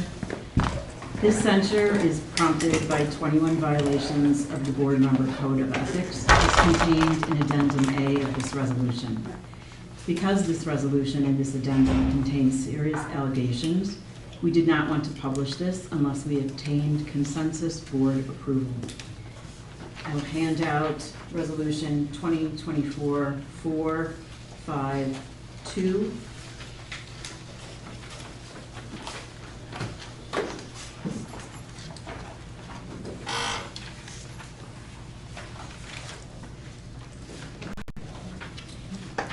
Resolution 2024-04. Excuse me, Commissioner Cotto, may the public see copies of these resolutions that the board has now been given? We have not yet approved this. Upon approval, it will become part of the public record, at which point it will be public. It would be much easier for the It will not be public. It would be much easier for the public to follow any discussion if they had copies of them in front of us. I understand. It will be public when it is approved by the consensus of this board. When and thank you. A resolution to censure Commissioner Colleen Root. Whereas the Park District is a general park district organized and operating under the authority of the Park District Code 70 ILCS 1205/1 at Second Act. And whereas the Board of Commissioners of the district have heretofore adopted the Winnetka Park District Policy Manual, the manual, which has been amended from time to time, and whereas Section 4.141 of the manual describes the board member code of ethics, and whereas the commissioners are expected to comply with the board member code of ethics, and whereas, for the reasons described in this resolution, the Board of Park Commissioners finds that Commissioner Colleen Root has failed to comply with the board member code of ethics, shall be censured, and shall lose the privileges hereinafter more specifically described. Now, therefore, be it resolved by the Board of Park Commissioners of the Winnetka Park District as follows. Section 1, Findings. A, the Board of Park Commissioners find the foregoing recitals are a description of the purpose and intent of this resolution and incorporate them as though fully recited herein. B, the Board of Park Commissioners find that Commissioner Colleen Root has violated the board member code of ethics in the manner described in Exhibit A attached hereto and incorporated as though fully recited herein. Section 2, censure. For her violations of the board member code of ethics, the Winnetka Park District Board of Park Commissioners hereby censures Colleen Root for a term of 1 year from the effective date of this resolution. Section 3, rescission. The Board of Park Commissioners hereby rescinds all public comments made by Commissioner Root in her capacity as a commissioner, e.g. using Park District email or signed using her office title, related to the Elder Centennial Beach project, which are inconsistent with and call into doubt or public distrust the decisions of a majority of the Board of Park Commissioners. Section 4, order to staff. By reason of the foregoing violations and as a consequence of this censure, the Board of Park Commissioners hereby directs staff to make the following changes. A, external email. To the greatest extent technically possible, Commissioner Root's outgoing email to non-Park District recipients will be eliminated or monitored by a Park District designee. B, meetings or communication between staff and Commissioner Root on Park District business will be limited to during meetings of the Board of Park Commissioners. This is not intended to cover issues for which the public at large has access to Park District staff in the ordinary course of business, i.e. registration and reservations. C, Commissioner Root may not serve as the Park District's representative at Park District booths at the farmers market. D, the Park District will not register Commissioner Root for any conferences or reimburse her for such expenses. E, Commissioner Root's use of Park District resources may only be permitted with the advance approval of the Board of Park Commissioners. Section 5, severability. In the event any part or application of this resolution is found to be invalid or unenforceable by a court of competent jurisdiction, the Board of Park Commissioners intends for the remainder of this resolution and all other applications not affected by such order to remain in full force and effect to the extent permitted by law. So resolves this 25th day of April 2024 by the Board of Park Commissioners of the Winnetka Park District, Cook County, Illinois. May I have a motion to approve Resolution 2024-4-25-2? So moved. May I have a second? Second. Discussion. I would ask all commissioners to limit their comments to 3 minutes. I'm starting with Eric. Sure, thank you. So, Commissioner Root, over the past 3 years, your actions, comments, and behavior evolved in a manner that I now find disruptive and destabilizing to the Winnetka Park District, the village of Winnetka more broadly. A few of the key themes that I believe you would excusably demonstrate as a commissioner in violation of the IAPD board member code of ethics include failure to respect and support decisions made by the majority of the board, failure to understand that your role is to ensure the agency is well managed rather than managing the agency itself, and failure to represent all those whom this agency serves, not just a particular geographic group or interest group. Given your legal training, which is extensive, you're well aware that a censure is a formal public condemnation by a governing body against one of its members for inappropriate conduct or actions. Your actions have been inappropriate from my point of view as a Winnetka Park District Commissioner. When examining your multiple violations in broader context, I believe this censure process is warranted.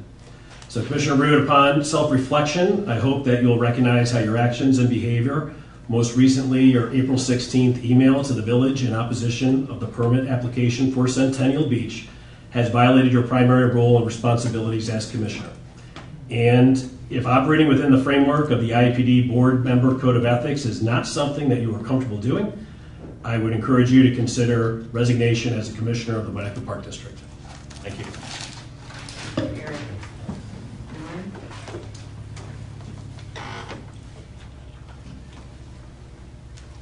This action is not taken lightly. it's a sad day. It really is. It's unfortunate that it has come to this. And I want the public to know the efforts that have been made to help with board civility and to foster better relations amongst the board members.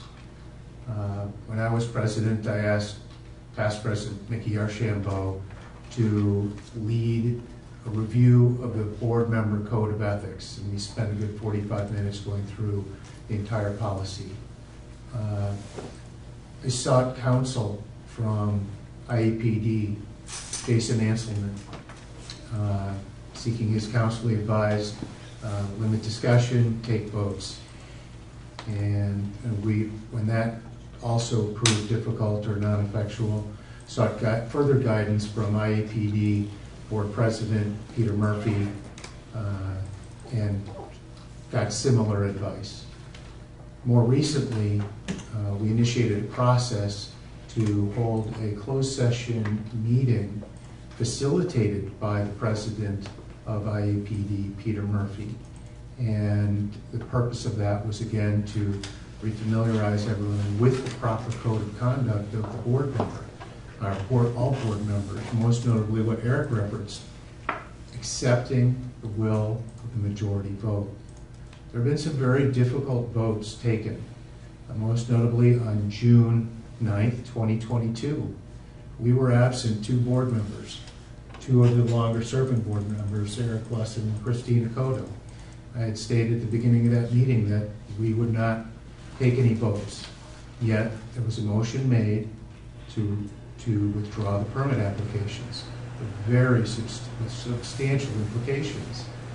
That motion passed by a vote of 3-2, depriving the full board of the opportunity to weigh in on such a significant decision. There was a similar situation last July. I was not present. There were 5 board members, and there was a vote in process. And 2 commissioners, including Commissioner Root, got up and walked out in the middle of the vote to deprive this body of a quorum.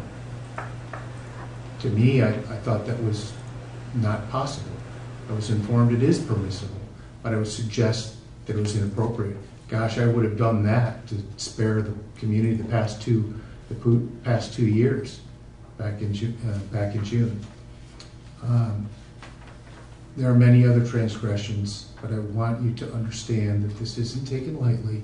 It's about trying to maintain civil discourse and get everyone to adhere by our board code of ethics.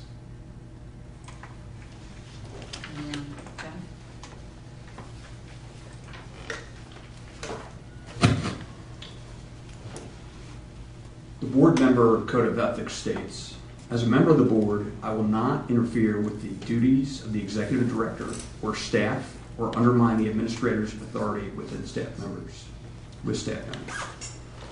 I continue to be focused on and concerned about retention of Park District staff. I've had the opportunity to speak with one ex-staff member who named your requests, actions, and behavior as a major contributing factor to why this person left the organization. I continue to worry about retention of existing staff. We recently hired a new executive director who has made great progress in her first months, and by all indications will achieve great things for this agency. She has not indicated to me that she is currently a retention risk. However, the continued barrage of requests for information and time that she receives from you on a weekly basis, via email or other means, concerns me.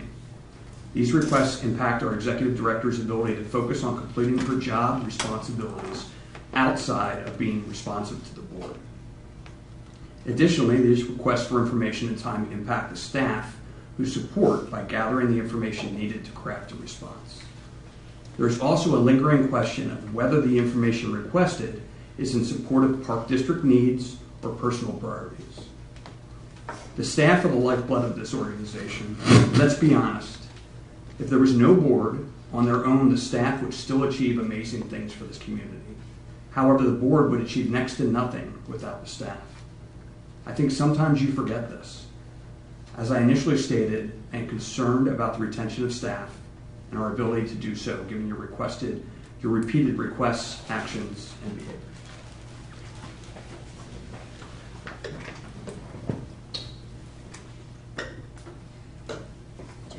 One of the dynamics that has beset this board is an unwillingness of people to approach topics with an open mind and then to acquiesce in the board's resolution when those topics have been decided. Commissioner Root is a spirited advocate. Her perspective has helped me clarify lots of issues that we've dealt with here, and she and I have aligned on multiple topics. Her conduct, though, outside of these sessions, to me, serves as an impediment to a well-functioning board and agency, and for this reason, I'll support the motion. To me, a recent example is illustrative. On April 16th, Commissioner Root disclosed that she had had a meeting with Village Council member Apatow, who she apparently sought out as the Village Council's lakefront liaison. Commissioner Root is not a representative of the Park District Board for these matters, and no one else from the board or the Park District was notified of or invited to this meeting. But we can glean from her email of April 16th to Kirk Alvinson at the Village that she met Councilman Apatow to reiterate opposition to Elder Centennial projects that she had previously voiced here and also at various Village Council meetings. In that email, written from her Park District email account, Commissioner Root described the Winnetka Park District submission relating to Elder Centennial as an effort to, quote, avoid and circumvent the village lakefront zoning ordinances, end quote. Her viewpoint has since been disabused by the village, but this language is not a far trip from instances in the past, prior to my time, in which Commissioner Root suggested that a board member and a prior executive were engaged in activities prohibited by RICO laws. Apart from being incongruous with our shared enterprise of fostering a well-functioning board, this sort of activity breaches ethical obligations that Commissioner Root agreed to abide by when she took her seat. It's true that we have rights to freely associate and speak, and that those rights are not dissolved by virtue of our service on this board. But it is not true to say that there are no constraints on our conduct while serving. Commissioner Root, as a Park District Commissioner, she's not a member of the lay public as regards to Park District matters. When Commissioner Root took her seat, she agreed to the obligations enumerated in the Code of Ethics, among them to respect and support majority decisions of the board.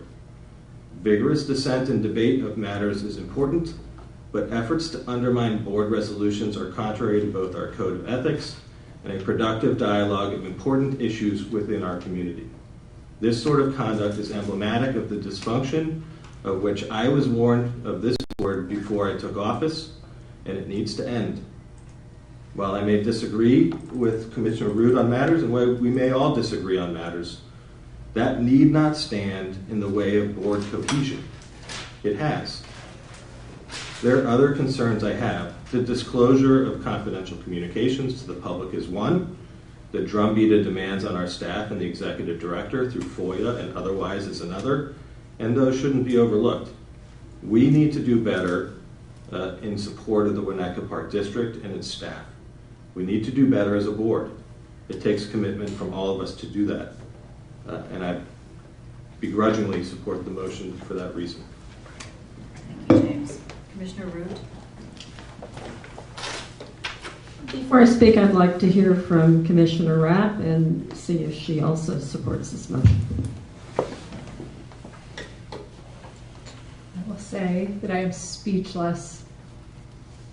It is apparent that the remaining board members obviously had access to this information ahead of time. I have seen this for the first time as it's been handed out, and I'm speechless that this was not shared ahead of time with specifics for further consideration. I feel like Commissioner Root has been a dissenting voice, but she has, through that dissent, improved our transparency in ways that we as a community appreciate and should recognize. I would say that sometimes the approach has been a little bit unconventional, but sometimes when there's things that are entrenched, it takes that. So I am still digesting this, but those are my initial comments. As I said, I had no knowledge of this until I saw it on the agenda, and I had no access to this document. But obviously, like many things that have been in the works for some time, and so there we go.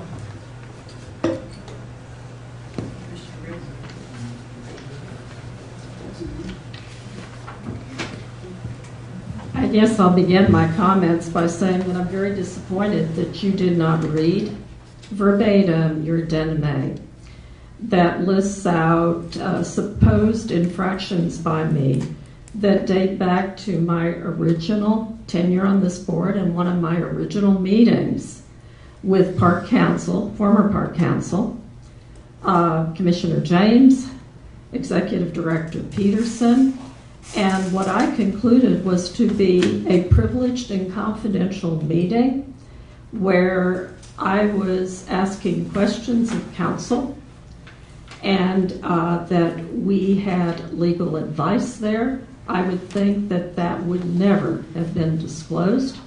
I did not make an allegation that there had been a violation of RICO. What I asked was the disproportionate use, and I'm phrasing this as I think, where we are taking taxpayer money on behalf of a joint application for the design of Elder and Centennial, whether we were concerned about misappropriation of tax dollars. That should have been a confidential meeting, and it should not be listed here, but saying it is the client's right to disclose or not disclose, and you didn't even bother to ask me. You just did it. I also want to clarify my email of April 16th. For the record, I did not meet with Trustee Apatow. I couldn't. He was in Florida. We talked on the phone, had a nice chat, and actually the issue at hand was, would it be possible to open either Elder or Centennial Beach? And our conversation went further. I'd been down on Centennial Beach on one of the beautiful spring days we had about 2 weeks ago, and I had some dynamite pictures. I had a picture of that beach looking all the way south, and a picture of that beach looking all the way north. And I sent that to Trustee Apatow, and he in turn asked if I would send it to some other trustees, which I did with my email. But I do have a formal statement tonight, and again, I'm very disappointed, President Cotto, that you didn't read this addendum, because quite frankly, as a person who's practiced law for 40-odd years, it would really take me, probably at least 3 working days to sort through this addendum and figure out what was really being said and what wasn't. Someone has worked diligently for a very long time to compose this. But again, I suspected that because I have been a dissenting voice on this board about one project, and it is Elder Centennial. Because I have been, I suspected when I saw added to the agenda when it was posted on Tuesday evening and not included in the preliminary agenda on Friday evening, that I might be the subject of this censure. So I'm glad that I had the presence of mind to prepare a short statement that I'll read. The current Elder Centennial project, inclusive of the dormant property exchange agreement, has resulted in several firsts for this 120-year-old district. First, to have a homeowner sue the district in order to preserve and protect public land. Now, I believe for the very first time, to formally censure a fellow resident and a volunteer, and you've done this without any prior notice, without any prior discussion with me, without any prior communication, didn't even ask me if any of these things might be a misconception, a miscommunication, in error. Didn't even bother. Just wanted to throw down the gauntlet, which you've done. The law of this land recognizes your right as a government organization to criticize me through a formal censure.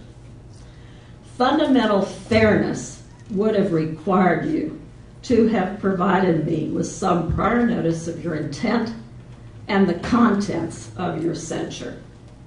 I know, I look at you and I go, really? This is what you do? You just, enough of that. Moving on. You gave me no notice, and as a park commissioner, my foremost duty is to our residents. Most respectfully, fellow commissioners, it is not to you. Our park mission statements charges us with the duty to preserve park natural resources and park open space for the benefit of current and future generations. It doesn't sanction us to use this space for the exclusive benefit of one property owner. My question to each of you tonight is, whom do you really represent when it comes to Elder and Centennial? Multiple residents have appeared before us for over 3 years.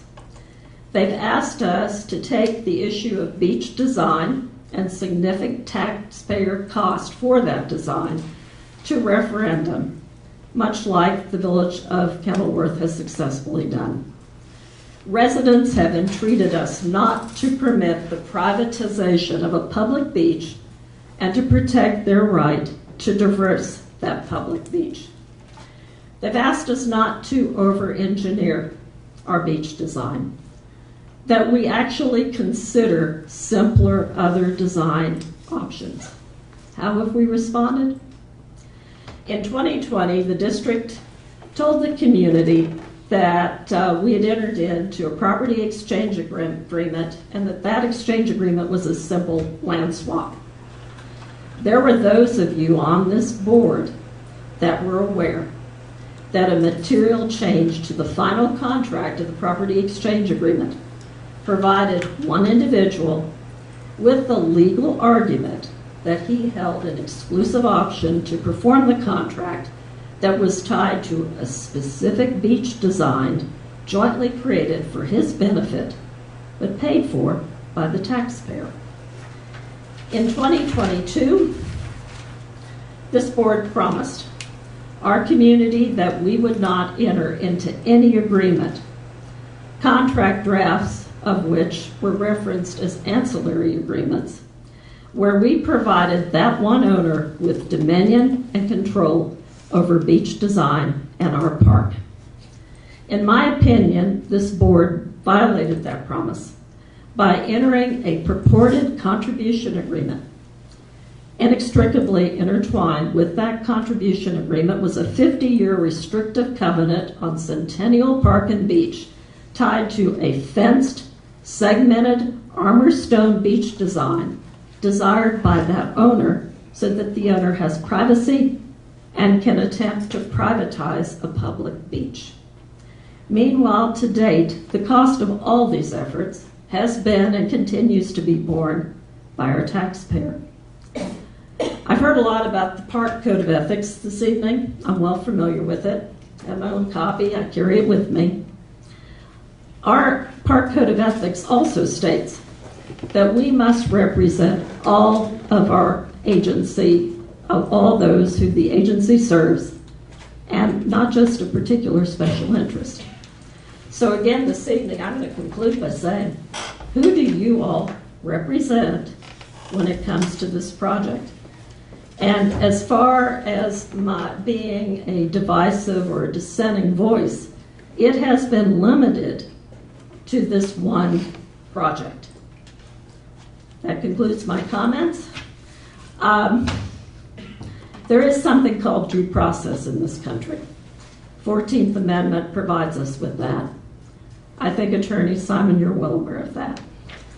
And we also have a Civil Rights Act. I am so astounded by what you have presented to me tonight without any ability of prior communication or notice. I really am. That I will tell you that in sitting here, I am reserving all legal rights and remedies. I think you truly have stepped over the line here. But I will abide by your censure as I consult my own legal counsel. Thank you. Thank you, Commissioner Root. Let the record show that that was 10.5 minutes of commentary, which I feel is definitely warranted since you were the subject of this censure. I don't have anything additional to add. There are a great deal of details added in the Addendum A. May I have a motion? Sorry.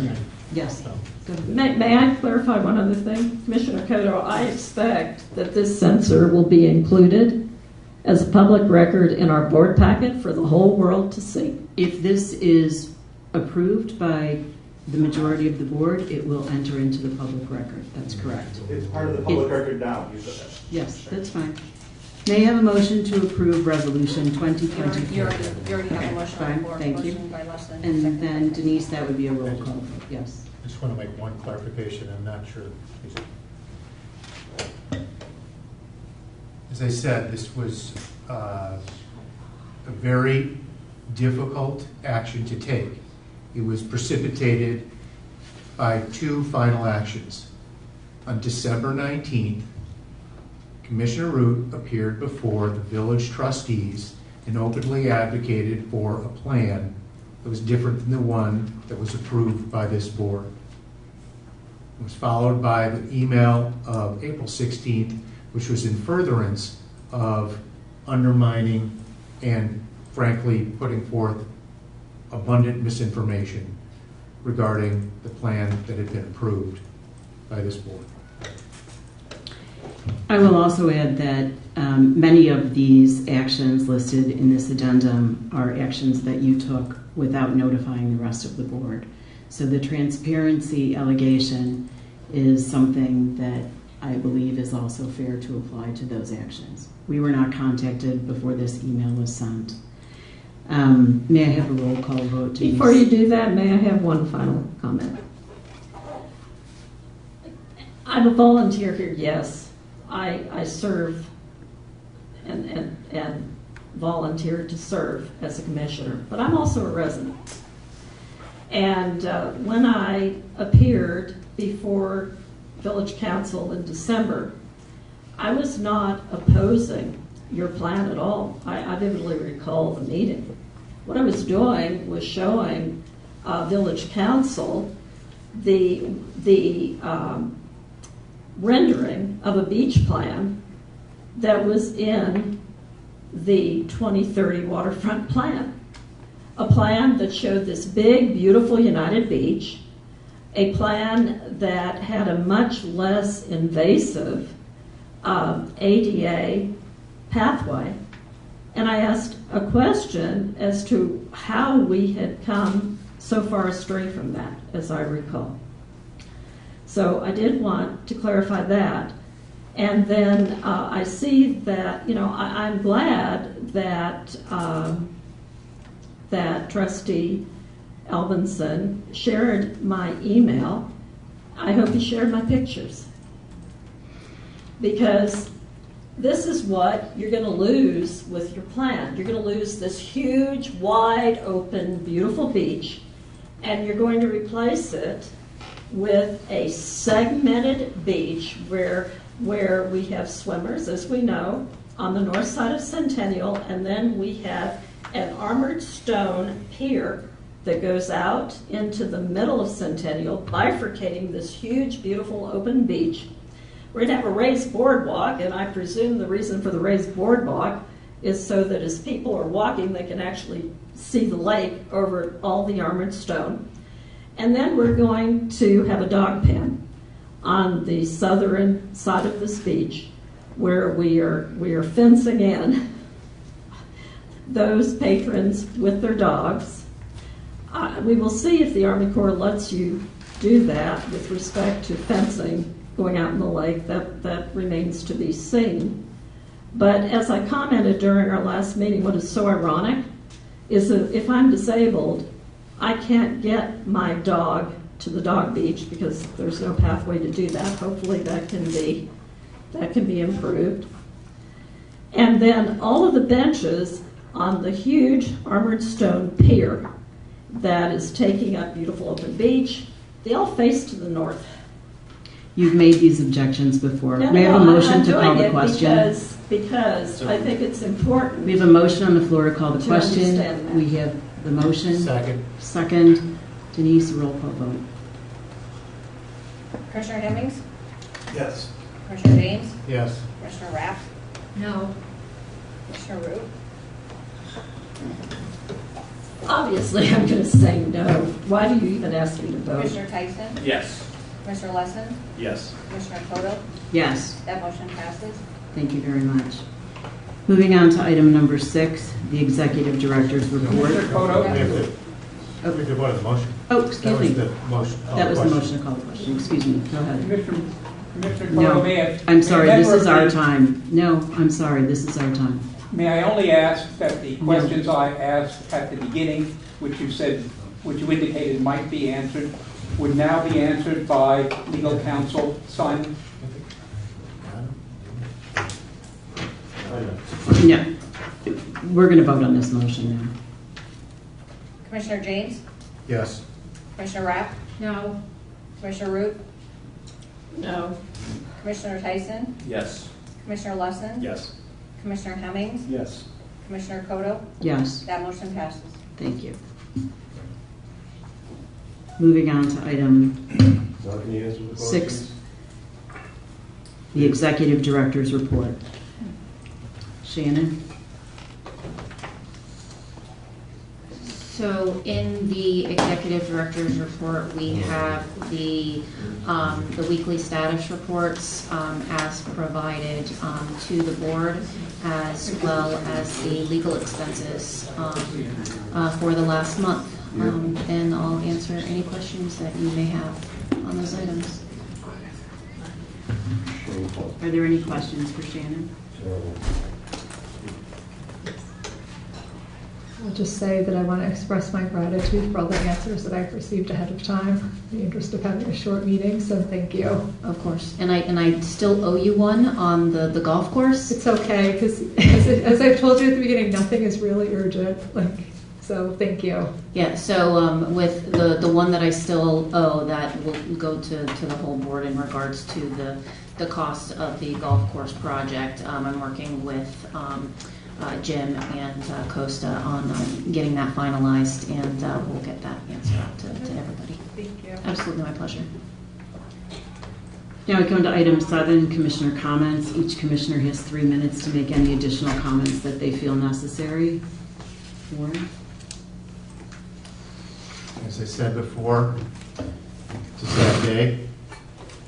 I hope that we can move forward, being respectful of each other's opinions, knowing that the 7 of us have all been to these meetings, and 5 have consistently voted to advance the plan for Elder and Centennial. We listen, we reflect the voices and the opinions of the entire community. I, for one, started working on this almost 10 years ago. This project was initiated by a board in 2011 to during the 2011 to 2015 strategic plan. It was taken up by a subsequent board who elected to form a Lakefront Advisory Committee. That committee was comprised of 10 different members of the community who met for more than a year. That plan was adopted formally and became the formal policy of the board in 2016, well before my tenure on the board. I was asked to serve by the caucus to help implement this plan. We were in the implementation phase. And now we are seeking to fulfill the community-wide vision of unifying Elder and Centennial beaches. We made one substantive change. We reincorporated the dog beach at the south end of the park. There's 1,000 feet, and Elder and Centennial, when combined, absent the dog beach, will still be the largest continuous stretch of beach for Winnetka.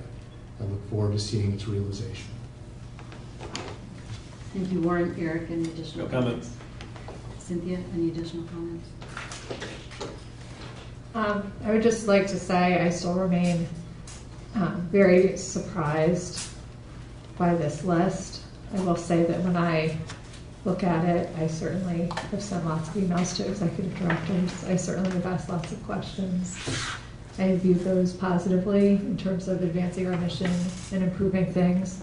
I don't regret asking in the financials, where some of the golf expenditures were. I don't regret asking for plans. I don't regret any of that. So when I look at some of these concerns, it seems like those are some of the things that you would like in a board, is for people to be asking questions and having difficult conversations.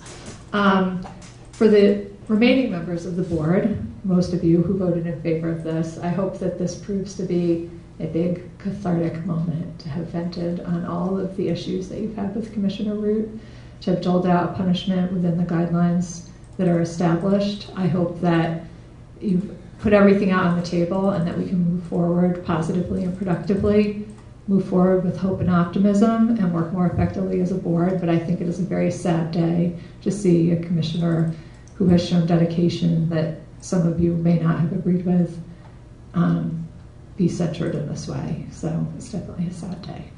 Thank you. Colleen, any additional comments? You mean Commissioner Root? Yes. First of all, where's our United Beach? I'm hearing Commissioner James that we're doing a plan. Where's our United Beach? We have a dormant property exchange agreement. Is it the fact that if we do everything that is required of this plan, that you have an understanding that you haven't shared with this board, that we finally will move forward with the conveyance of 261? Is that what is happening here? Because what I see are two segmented beaches, Elder and Centennial. Again, I look at this addendum A. There are so many untruths and inaccuracies. I would have thought that you would have wanted to spend a bit of time to have at least communicated with me to discuss this. Oh well. Enough said. Kangaroo Court has issued a kangaroo censure that I will abide by. You've deprived me of my rights as an elected official, so for that, I need to give some very serious deliberation, because in so depriving me, you are depriving the people who wanted me to serve. Thank you. Nothing further. Nothing. Adam, would you mind speaking about the rights that Commissioner Root retains?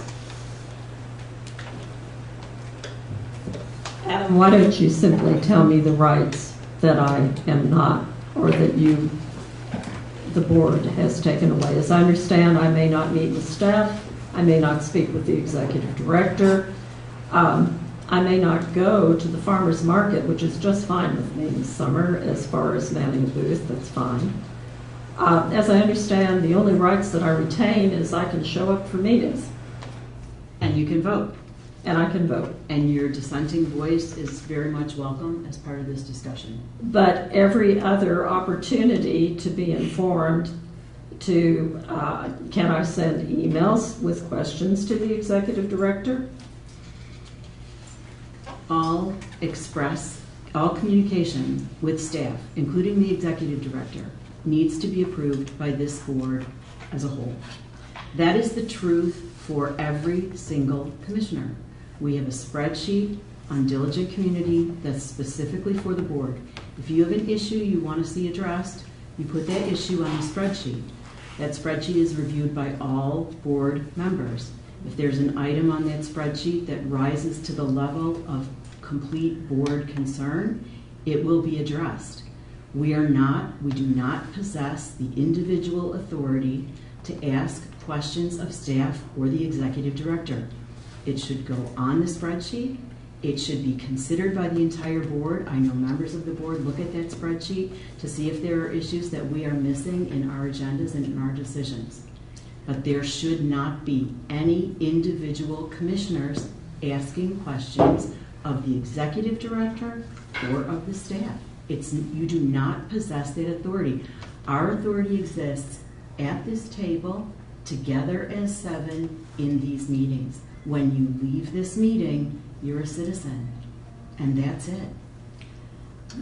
With all due respect, President Cotto, in just reflecting on my communications with the executive director during the last 2 weeks, the only communication that I really recall was asking to have a copy of the application for permit that was submitted to the Village of Winnetka.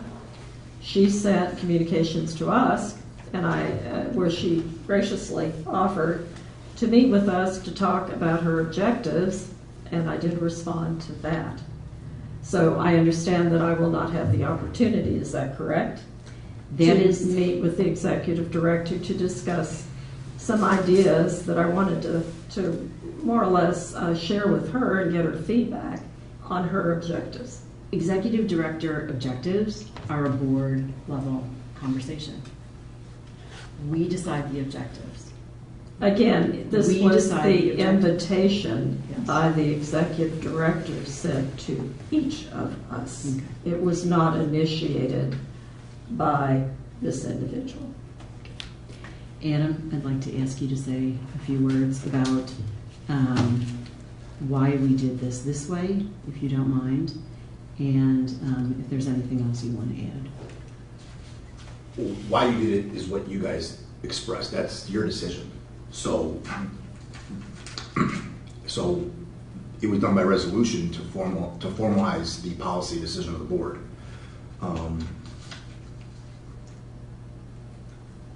In terms of, obviously, the members of the public still have every opportunity to communicate with you and send email to you. We have not taken away the public's right to communicate with you and send you their comments.